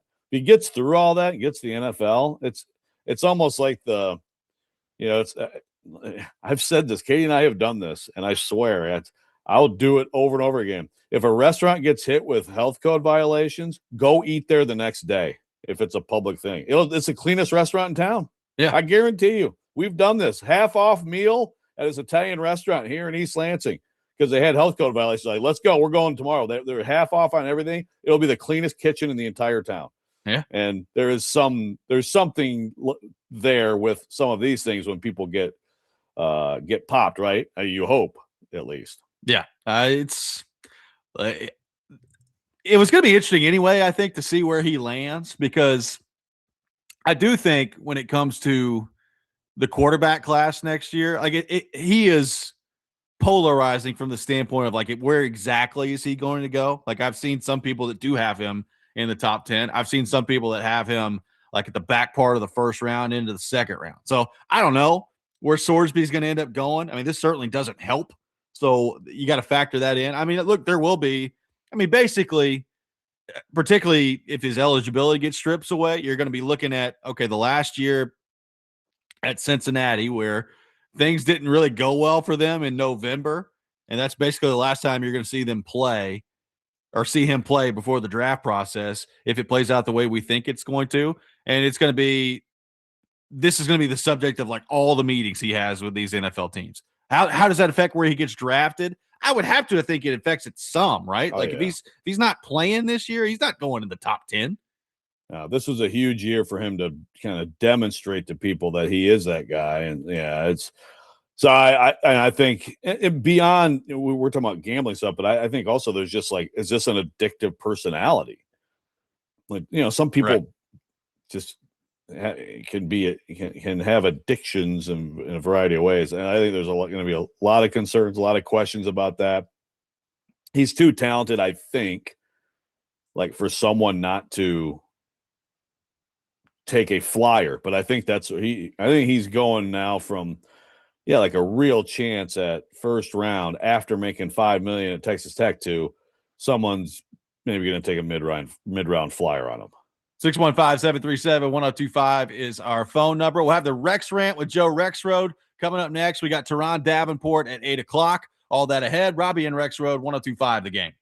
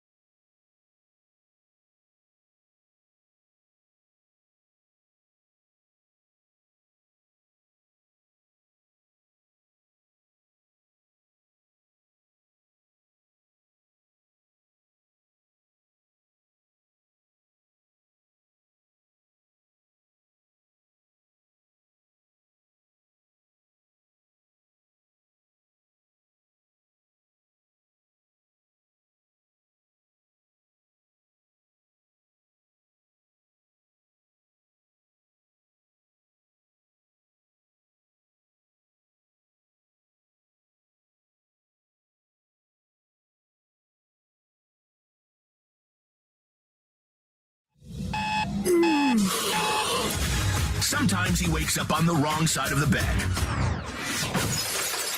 And sometimes he's just, well, Joe. Awkward moment. Let's do it. This is the Rex Rant, now on Robby and Rexrode. Long fuse with Robby and Rexrode. We would like to know more suckbug circus. It's critical! All caps. All you do is you scream and you scream. 1025 The Rage. The Rage. Robby and Rexrode. There's some good names coming in here. Fart you, I won't do what you tell me. Raging Robby at 1025 The Rage.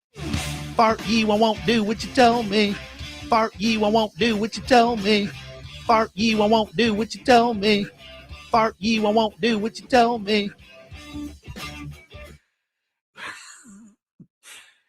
It is time for the Rex Rant, brought to you by Rapid Response Generators.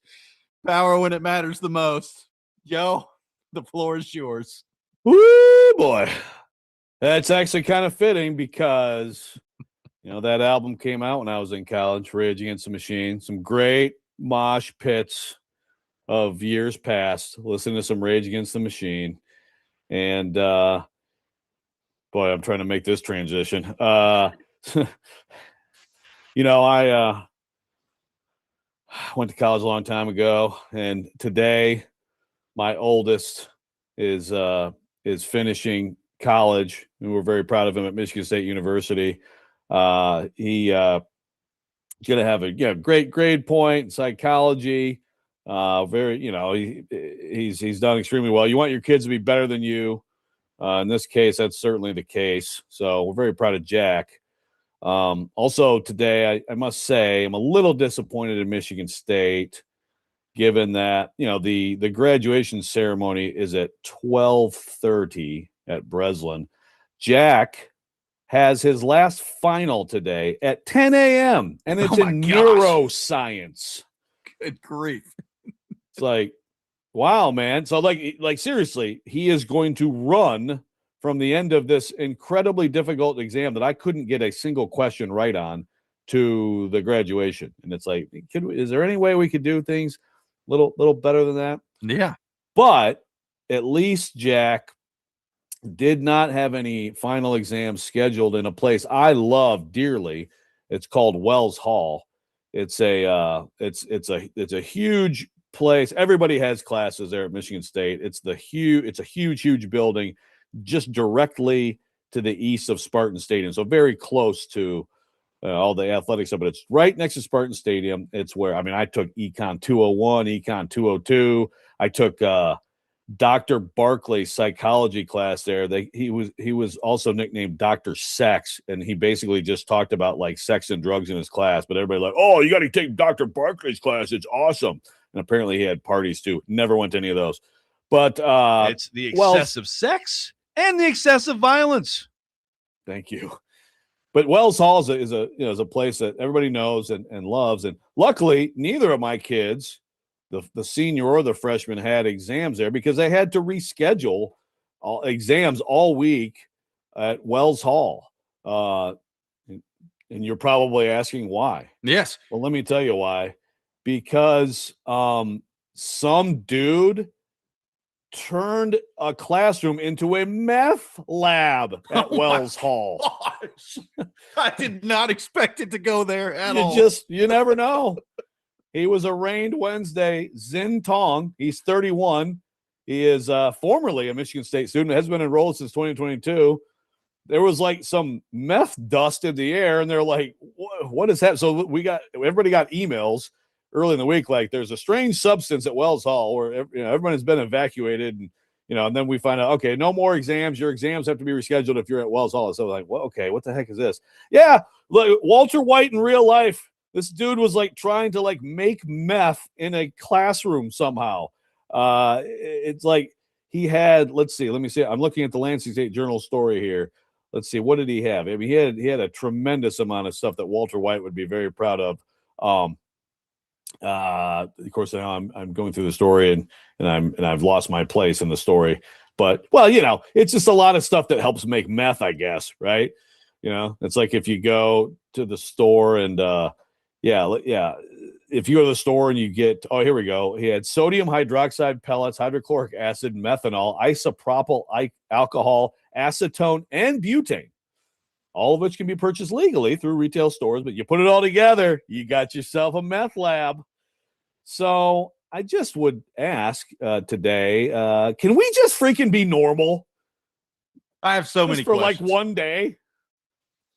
How'd this guy get in the building? That's a great what question. What the heck's going on around here? It's a great question. There are a lot of questions that still need to be answered.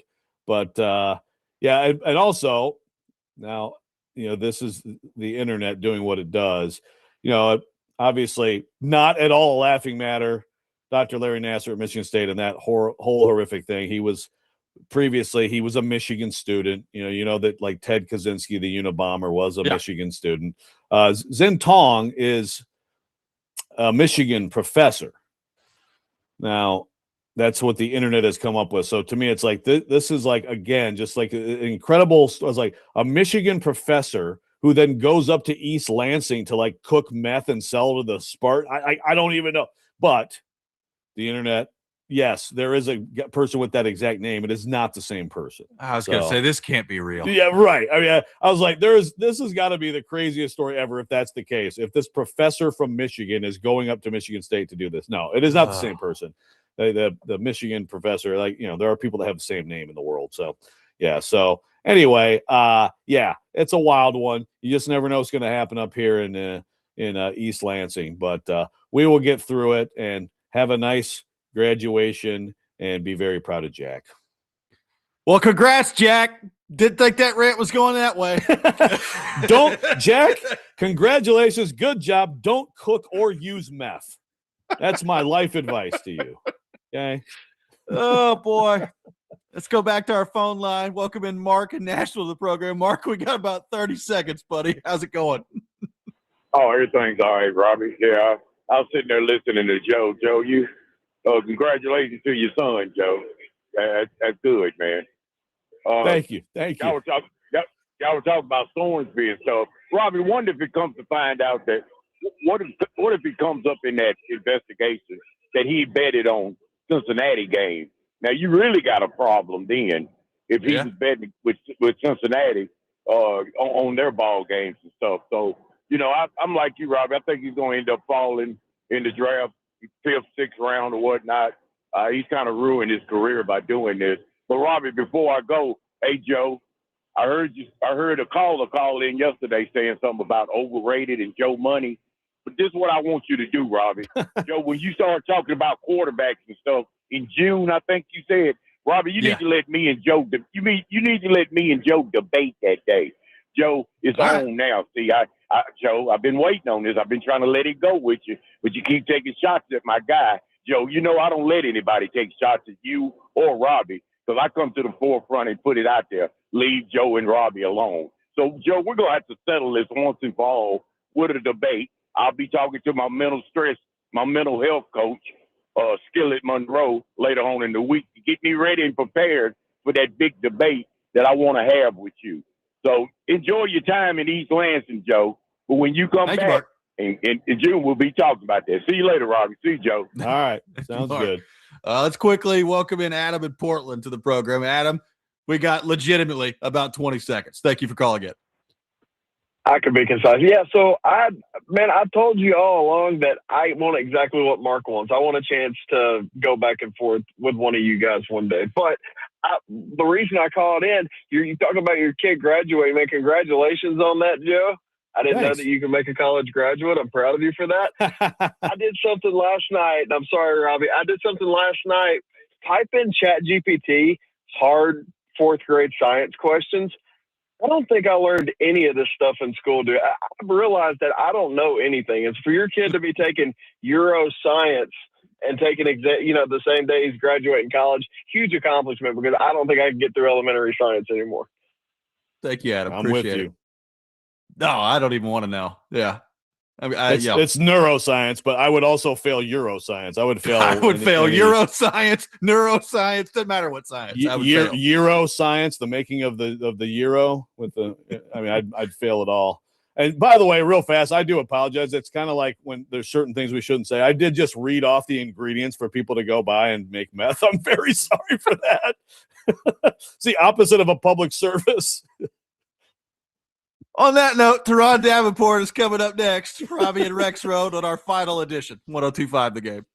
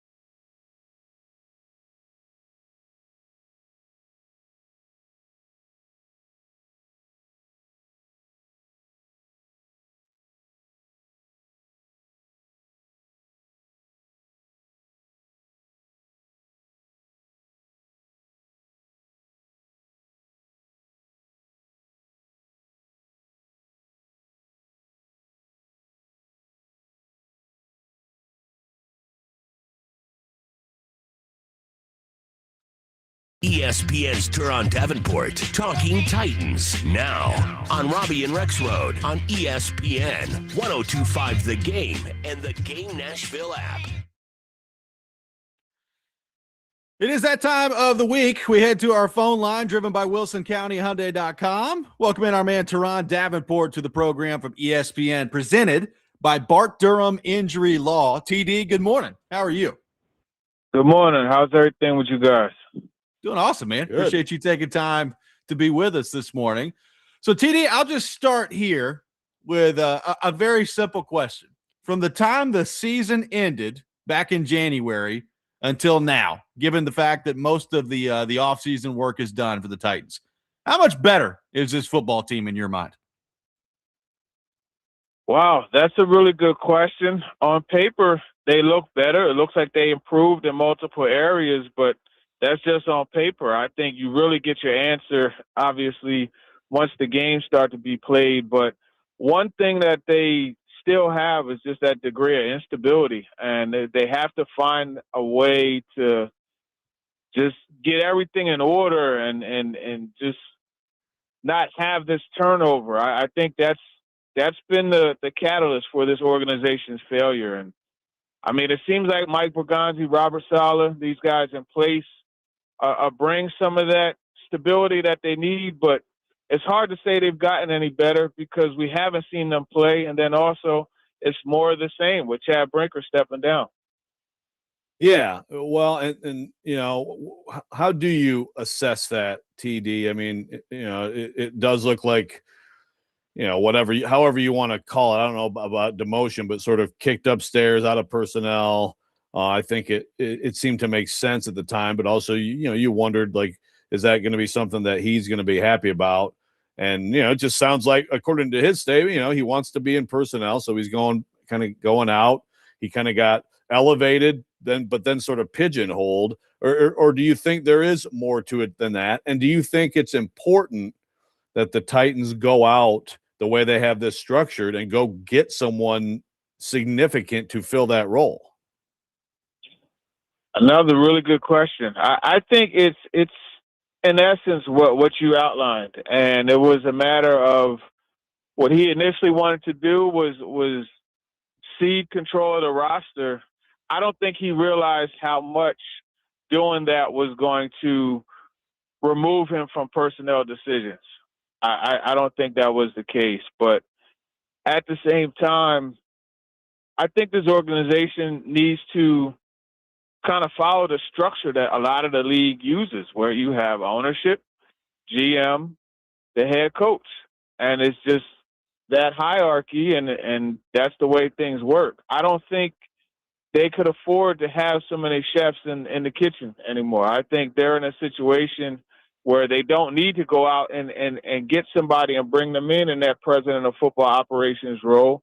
Obviously, Bryce Wasserman is a guy that's been around and you know, he's kind of in charge of football operation right now, so to speak, you know, by title, but I don't think they should bring anybody in. No, I'm totally with you there.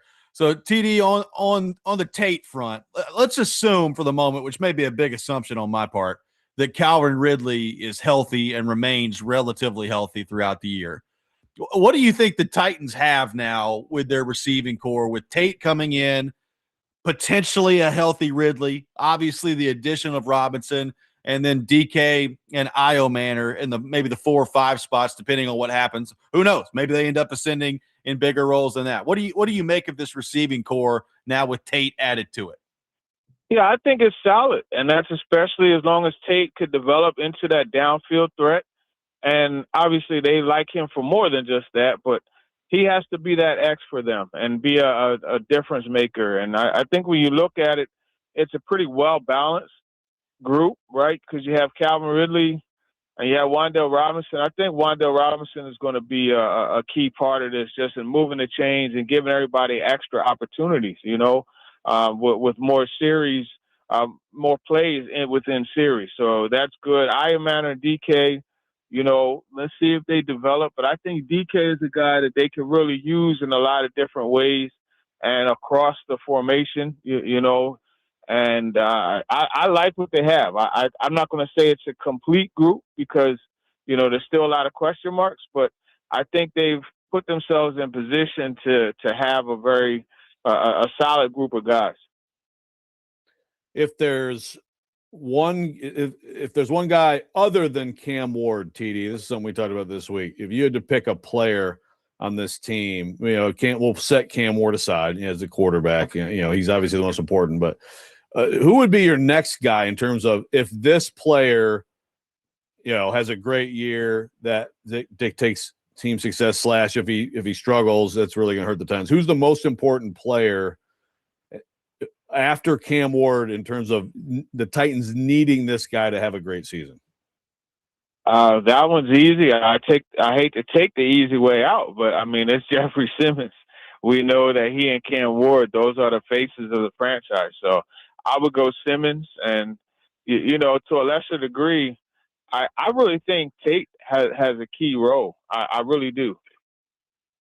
No, I do. Tate was my answer. Like I think we all know Simmons is a great player, but I think in terms of if they're going to take a significant step in win total, there's a lot that goes into it, TD, as you know. But if Tate is what they hope he is, that's a big deal for this offense, particularly when you're talking about most of the moves in free agency that took place on the defensive side of the ball. So I'm with you on the Tate front there. I will say the one thing on defense right now, TD, that I'm looking at that kind of scares the crap out of me. If they get one injury right now at corner, I'm worried to death about it. They really need to stay healthy at corner this year. They really do. You're right about that. That's something that's going to be critical to their success because they put themselves in a position where, like you said, one injury and that whole dynamic changes. That's for sure. So I think, let's see how these undrafted guys work. Let's see if somebody shakes free because, when asked about the offensive line, Mike Bergonzi said they weren't done. But I think that whole second free agency part of it, that could apply to, the cornerbacks too. You don't know who's going to come free come June 1st. You know what I mean? So, hey, yep. We'll see. One guy, when we did this thing the other day, I thought about it later, and I don't think we talked much about this guy, and it's actually an answer I wish I would have given because I really think that if Kevin Winston emerges, that could really make a difference. And again, I mean, it's within the structure of the defense. A lot of guys who are important, but what do you think is realistic for him, TD, here in year two, and the way that safety tandem could complement each other? Yeah, I think the first thing is health. Right, he's got to get healthy and show that he could maintain his health. But I think realistic is for him to, be a steady contributor, to be a guy that, honestly, I think he needs to eventually grow into that nickel role. But that's not something that they're looking at for him right now. So, I mean, if you want stats, I would say, 60 to 70 tackles, 2 interceptions, get his hands on some, PBUs, that kind of thing. But it's hard to really put a projection on any of that because right now the thing that you really got to hope for if you're a Titans fan or if you're that staff or, you have a root and interest in the team is that he's healthy. TD, last thing for you here. What do you think of the Nick Singleton pick, and how viable of an option do you think he could be if he can stay healthy to have a significant role in the offense at some point in his rookie year? Good one, Robby. I think that's a really good pick. I think there's value there. He's a guy that scores a lot of touchdowns, and as Dave Ziegler said, as far as his ability to catch the football and be a presence in the passing game, I think when you look at that, that's a part that's untapped. And he talked about that when I asked him at the press conference, the Zoom, and he said that's an area that he feels that he could show. So to me, I think, it's a guy that gives them the potential for stability beyond this year because we know Tajay Spears, Tony Pollard, those guys are, they're not under contract right now beyond 2026. So I think it was a wise pick. I was surprised they picked a running back because I know, they kind of alluded to not really having much stock in the running backs, obviously after Jeremiah Love, but here it is, they got one, and I think Singleton is a good one. Yeah, he's really intriguing. TD, great stuff as always, man. Appreciate you taking time to be with us this morning, and we will talk to you next week, my friend. All right, for sure, man. I appreciate you guys. Take care. God bless. Absolutely, as well. Turron Davenport, our guest here on Robby and Rexrode, presented by Bart Durham Injury Law. We will react to what TD had to say on the Titans. Take your questions on the Titans at 615-737-1025. Our phone number, Robby and Rexrode, 1025 The Game.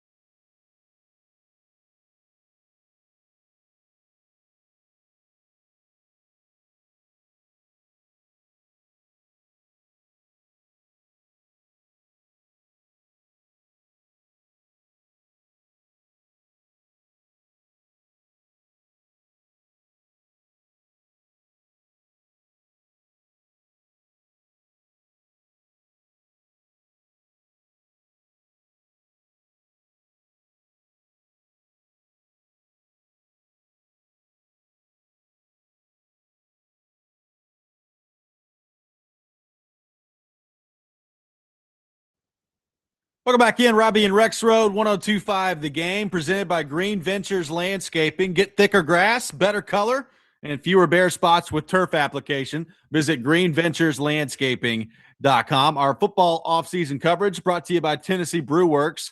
Raise a glass with Tennessee Brew Works, proud partner and official craft beer of football offseason coverage here on ESPN 102.5 The Game. Appreciate TD for being with us in the last segment. By the way, Ed on the YouTube chat saying that breaking the root cause of gout, eating at restaurants with health code violations. Joe, I've developed something I like to call the gout gauge index, which works similar to the Richter scale. And I think this weekend we're at an elevated risk is how I would describe it for the gout coming up this weekend. Feel like graduation, a lot of things could happen. Well, yeah, I mean, I had the olive burger, and the peanut barrel olive burger it's a big burger. It's a lot of red meat. And then I also had a Labatt because, I mean, you can't come up here and not have a Labatt. So that's beer and red meat. The index is rising as we speak. Now, last night, we got chicken wings. So that was a good, that was a good easing, because like Ed said, eating at restaurants with health code violations. I said, well, actually, I got the chicken parm at that Italian restaurant that had just had a health code violation. So that's of course, that was also way before I ever even knew what gout was, actually. But still, I got the chicken parm. But you're right. It is elevated risk.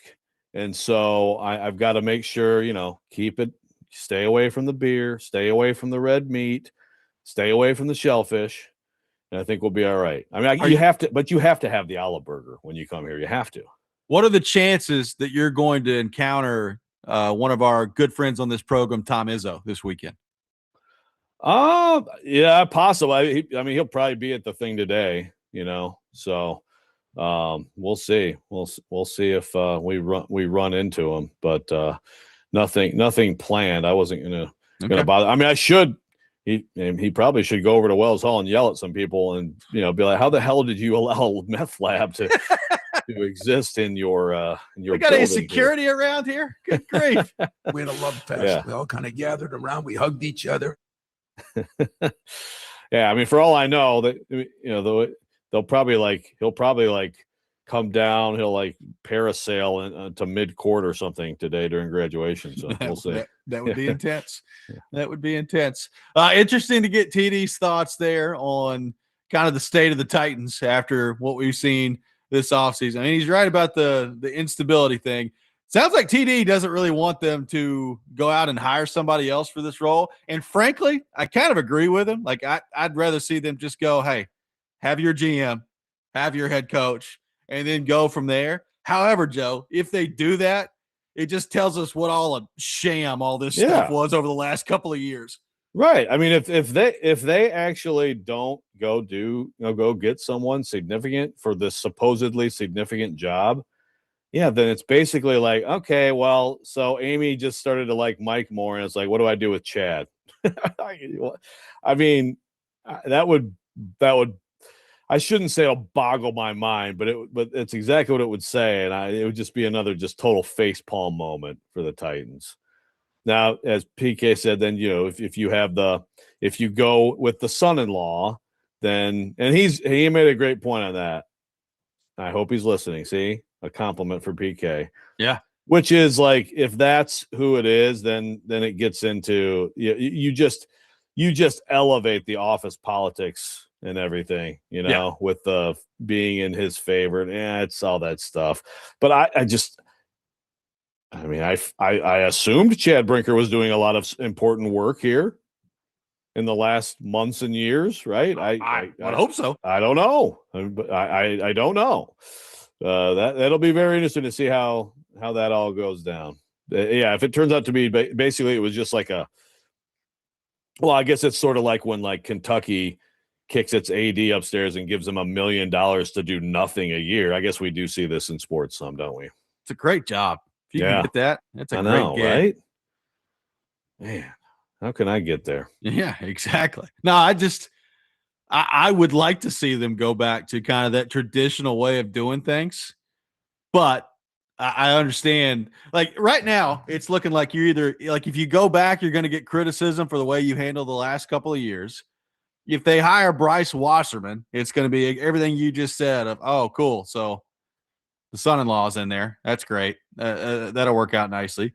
So, like, to me, you either go back to the way the setup was, and you deal with the short-term criticism about how you've handled it the last couple of years and move on, or you go make some really good hire for this role, right? Like, if it's that important, like, don't you have to go outside the organization and bring in somebody, or who knows, maybe somebody in the organization? But if people keep bringing up these assistant GMs to come do this role, well, don't they want to be in personnel? Yeah. Like, I don't think they're going to want to do that. Right. That's not who you would get. I mean, they've got enough of those guys that are on Borgonzi's team, right? Yeah. So no, that role is, I mean, it's a Steve Underwood type, right? I mean, it's like things other than personnel, which again, and so I don't know. I mean, they have people doing those things too. Like I mean, I don't know. I don't understand the structure. I think it probably makes sense if you just keep it to this. There are other parts of the job that have to be important. But there are other people who get paid a lot of money in that organization too to do various things. So I'm just throwing my hand, but no, it will not be someone like that, because that job that he had clearly was not touching personnel anymore. Yeah. Maybe Trey Avery. What's he doing nowadays? We've hired Trey to come in and run our president football operations side of things. We're looking forward to it. Have you considered Trey Avery for this job? Have you, husband? Love you, Glennon. Love you, Glennon. We do love Glennon. We do love John Glennon. We'll have weekend winners coming up next. We got a busy weekend of playoff hockey, playoff basketball. Tennessee in action on the baseball front. Vanderbilt already got in action last night against Alabama. We'll get into all that coming up next. Robby and Rexrode, 102.5 The Game.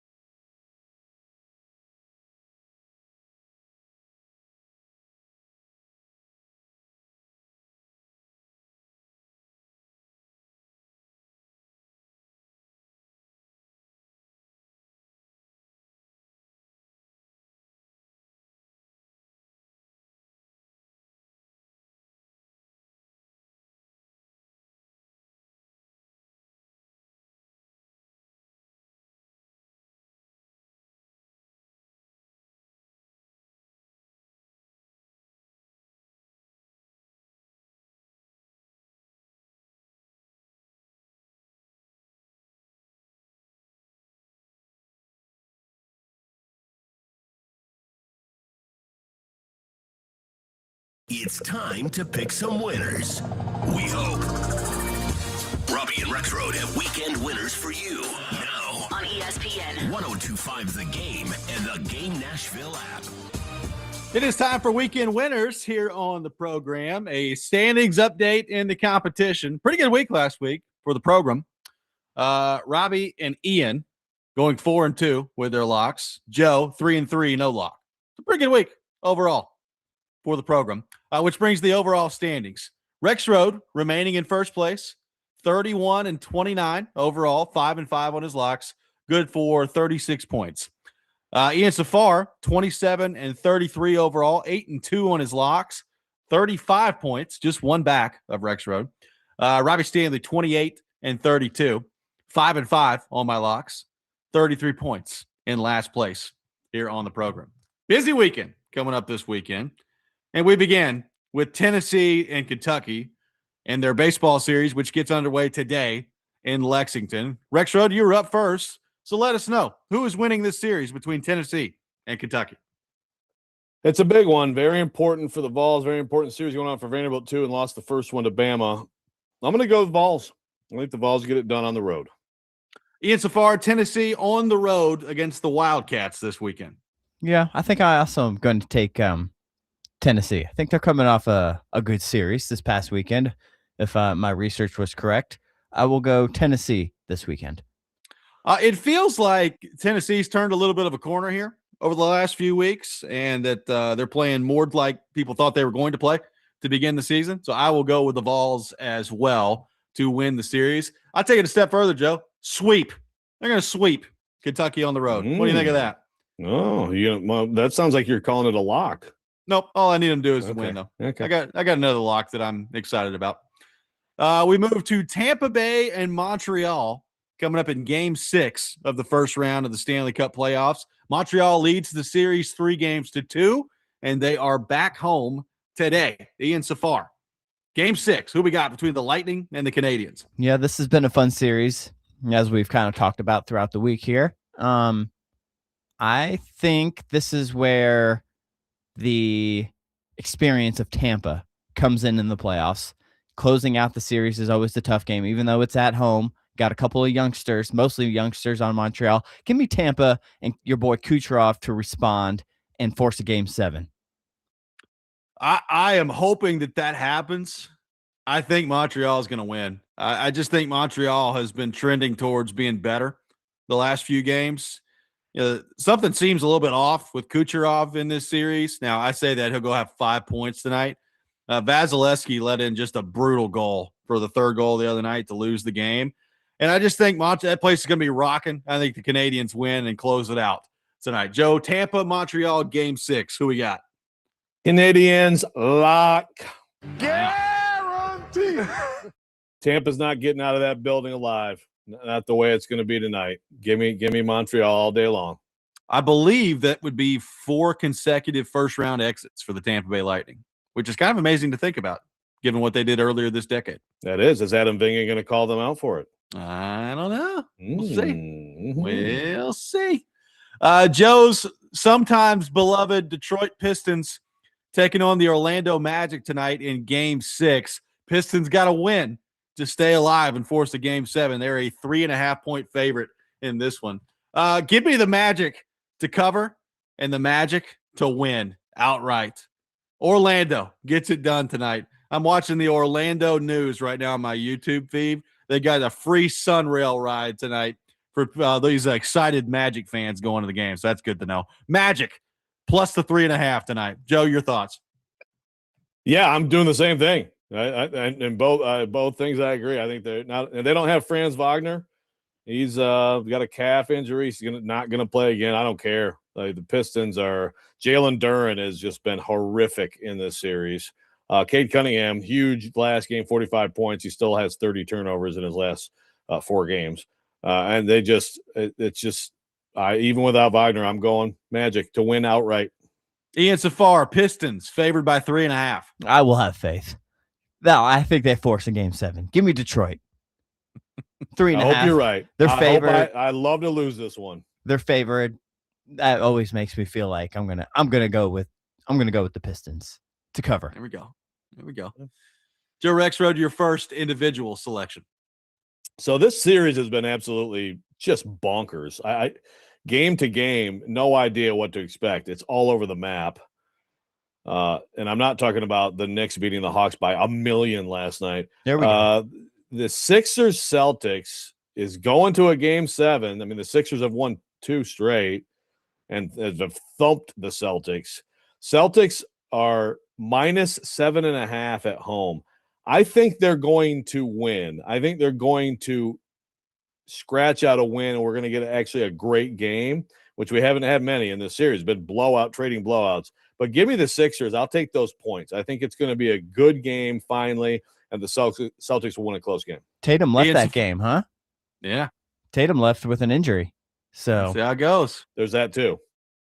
Ian, who we got in your first individual selection? I'm going to go kind of, I don't know, low-hanging fruit for my lock for tonight. I mean, the Braves are playing the Rockies. So I think I'm going to take the Braves -1.5 versus the Rockies tonight as my easy lock. As well, I say easy lock, but of course that never works out.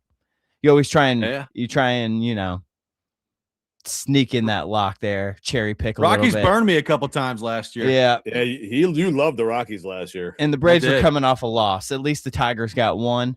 So we needed it. So I'll go with the Braves for a bounce back tonight. I believe it's at Colorado, but -1.5. Give me the Lakers +3.5 against the Rockets and make it my lock. Guarantee. All these people are talking about how the Lakers are going to blow the series and blow the 3-0 lead and lose. They'll win tonight. They're going to win. So is it tonight or tomorrow? I can't remember. I think it is tonight. I believe it is tonight. They're going to win tonight. Yep. I'll go Lakers +3.5, but I think they're going to win outright. Ian, your second individual selection. All right, Nashville SC win at Philly Union.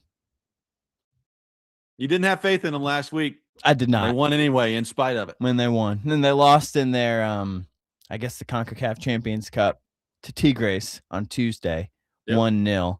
Didn't look so great. Serge didn't play. I don't really know his status for this week. It's a road game. Union were good last year.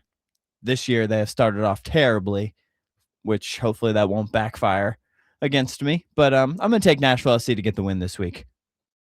Give me the Minnesota Wild to win Game 1 in Colorado on Sunday. Minnesota continues the momentum. They win Game 1 in Colorado, in Denver on Sunday. That'll be my my selection there. Joe, your second individual selection. Okay, so Sabres Bruins. Are the Bruins -1.5? That is, I believe it's the Sabres. Sabres are -1.5? That's correct. All right, fine. Give me the Bruins. It's going to be it's a 4-3 game. Give me the Bruins. Going Bruins plus the 1.5 against the Sabres. My final pick, I'll stick with the same game. The goal total tonight's 5.5 over. Give me the over. 5.5 for Sabres and Bruins coming up in Game 6. Joe, your final individual selection.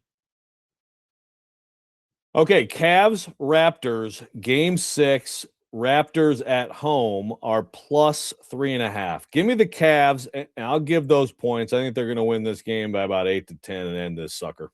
Going Cavs -3.5 against the Raptors. I thought about that one for sure.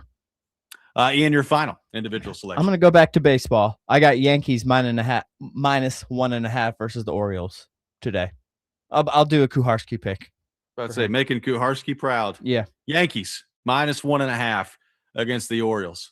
I know how on TD came. We just didn't even mention the Mets anymore. We're like, we'll just let you go, man. I skipped the Mets Open this week. Maybe change the mojo. It's probably a good call. Yeah. The other people on this station make enough fun of him for it. And also, we're trying to be sensitive to Willie's feelings too. And That's true. Willie and TD together. That is true. I am very fascinated.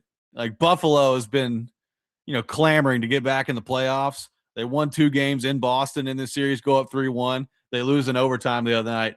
Listen, I'm just here to tell you. The building will be rocking if it goes back to a Game 7. If you're a Sabres fan, you want no part of going back to Game 7 at home against the Boston Bruins. That's setting up for such a Buffalo sports fan moment if it happens that way. Yeah, you're probably going to get buffaloed if you if you get to that. You gotta end it. You gotta end it right here. You have to. I would totally agree. Well, I mean, no faith in your Pistons. I expected better for you in this segment. No, and also I because I did it last week. I did the Pistons will win game 3 in Orlando lock, and I paid for it. And it's like to me, the better way to go is to bet against your heart, and then you have, you cover both sides, Like if I'm wrong on this pick and Ian's right and he gets that point that you and I don't get, I'm fine because I want the Pistons to win. But at least if they disappoint as I fully expect them to, I get the point. They're just the matchup is, I don't know, Jalen Duren. It's mind-boggling. He's about to get like a max deal, and he's seriously causing some people to wonder, what the heck, man? How could you play like this after he's like a third-team All-NBA dude this year. Yeah. Like carried them when Cade Cunningham was hurt and stuff, and it's incredible how bad he's been. Celebrate Cinco de Mayo early with 102.5 The Game at Social Cantina in Germantown tomorrow. There'll be music from 3 to 6, drink specials, giveaways, raffles, patio party vibes all day long. Grab your crew. Celebrate Cinco de Mayo the right way at Social Cantina. We will wrap up the show coming up next. Robby and Rexrode, 102.5 The Game.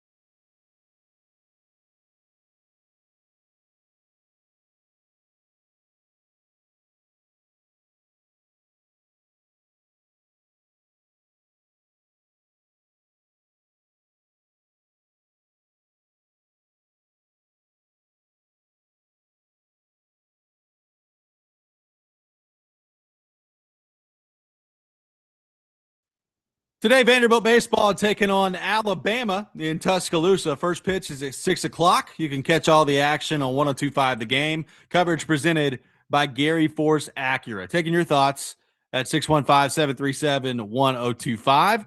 Joe, not a lot of love for the olive burger today on the program. I would say you have been outnumbered in terms of people not giving the affirmative for that particular option.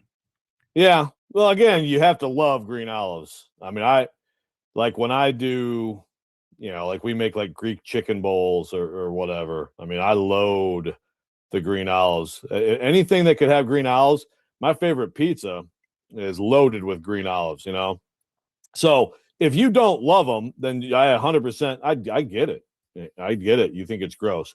If you do love them, I think there's enough people in the world that the olive burger should be a little more widespread than it is. But, I'm just trying to spread, again, awareness, gout, olive burgers, how to make meth, for example. Yeah, good stuff. yeah, stuff like that. Richard on the YouTube chat is asking about some walleye for one meal and then spurs with us. It's funny you say that, Richard, because on the agenda for tomorrow is some walleye at another one of my favorite places, the Bluegill Grill. So believe you me, my friend, I will be eating some walleye. A very good walleye up here in the state of Michigan. By the way, quick note, as John points out on the YouTube chat, yes, Vanderbilt did change. The Vanderbilt-Alabama game time today has gone from 6 to 12:30 today due to some potential weather involved tonight. So 12:30 will be the game time today for Vanderbilt and Alabama. So keep that in mind. So it's that time of year in the spring where all these baseball games, I mean, I'd love to see a stat at the end of the year, like how many times these games get moved or the time gets moved up. It's got to be significant, especially down here in SEC country. Yeah. Oh, yeah. And so it's good that we can inform people. I mean, we've informed people today, I think, of a lot of different things that you should know and that you can do. I mean, I'd still love to know how this dude was in the building back there in Michigan State. We got to do some sort of internal investigation as to how you get a meth lab going in the middle of a college campus. Oh, this is a developing story. Trust me.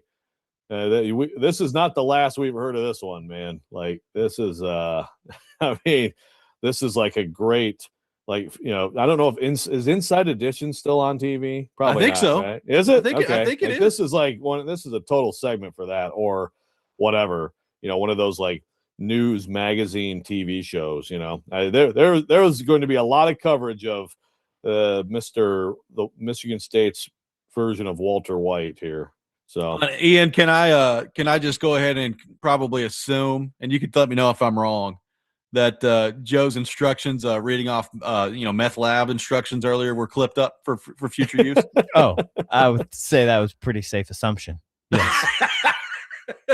So listen, kids, here's how you turn cocaine into a crack rock. No, yeah. Well, just, really. All you were doing was reading the news. Yeah. That was the news. I was reading a paragraph from the Lansing State Journal. It just so happens that I just gave the total the recipe.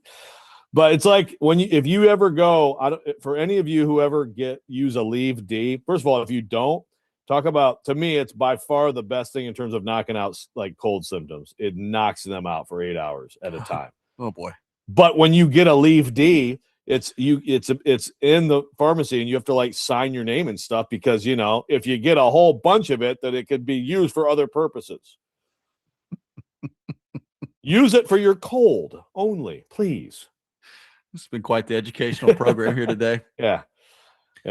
We mentioned to begin the show, John Hines and the Minnesota Wild have punched their ticket to round 2.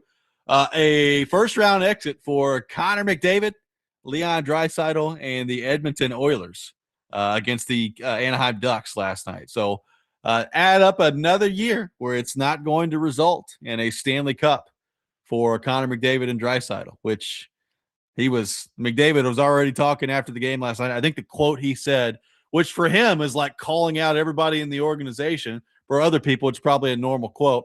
But he said last night that they've been an average team all year with high expectations, and you're going to end in disappointment if that's the way that it is. So that quote's going wild in Canada right now. Yeah, man. So what does this mean? Like, what is the fallout of this? Well, this is, to me, a perfect example of why he never should have signed this contract. Like, if you're Connor McDavid, even if you wanted to remain in Edmonton, like, to me, you take it back. You take it as long as you could take it, and you get as much information as you can possibly get, and then you make your decision at that time. And it's not like he signed some 8-year deal. So I get it. Like, it's not a huge deal that he signed basically a bridge deal and that he's going to have another one coming up here in a couple of years. But I just think about what we could be talking about right now if he didn't sign the contract that they got put out in the first round. Oh yeah, no doubt. Well, and so if you're Edmonton, like what can you do? What can they do to change the math? I know that it's not as simple as, but goaltending has been obviously an issue. They have other issues. Like, is it possible that they go out there and, we haven't really talked about, the Hellebuck stuff, right? Yeah. I mean, there's some serious smoke around Hellebuck, right? I mean, like, yeah. and possibly somebody getting in, and a lot of teams possibly getting in and trying to make a move for him. Yeah. Would they be part of that? I mean, I'd probably look into that. I mean, the thing you wonder about, and I think this happens in sports, and a lot of times people don't identify this until it's too late. In most cases, Joe, there's a short window for you to win a championship, right? Like, even if you have great players, it's a short window. Like, Crosby and Malkin, they won a cup in 2009. They didn't win another one again until 16 and 17. Like, they kind of wandered through for a little while, and they were in the playoffs, but you're getting beat in the first and second round. Like, it's just the fact that, like, if you think you're Edmonton and you're just going to be in the conference final, cup final every year just because you have McDavid and Draisaitl, like, that's not going to be how it is. Like, I think you have to fundamentally change how you're looking at building your team. And because, I mean, it's not working. Like, you have two of the greatest players in the world, but it's not a winning formula. Clearly, like, they can't do it. So you got to change up the way that you're building your team. Is it as simple as you got those two? You're going to have to make some sacrifices. You're going to have to get younger at some spots and cheaper at some spots. Yes. And you have Hellebuck and those two. Is that a Stanley Cup winner? Maybe. I mean, like, on D, Bouchard's a great player offensively. I think he's kind of a liability defensively, and they're paying him a ton of money. Like, puts up a lot of points. I don't know that he's necessarily like, some great winning player come playoff time. Ekholm's not getting any younger. Like, it's just, I think they are a little bit further away than maybe they think they are, even with Connor McDavid and Leon Draisaitl on their team. Like, it feels like it's going the wrong way with them. So they're going to be interesting to keep an eye on. Yeah, and that's what I'm saying. So it's like, so if you had a great goaltender with those two and you were, you're deficient elsewhere, it's an interesting. I'd try it. I'd try it too. Yeah. I would try. I don't know that it's going to work, but I'd try it. Yep. That's going to do it for us this weekend. Hope everybody has a wonderful weekend coming up. Ian, have fun golfing out there. Going to be a good time. Yeah. Appreciate it. I'll be out a couple of days next week, but I'll be back on Thursday. Absolutely. Looking forward to that. Hope everybody has a fantastic weekend. Congratulations to Jack Rexrode up here in East Lansing on college graduation. Next man up, coming up next. You're listening to 102.5 The Game.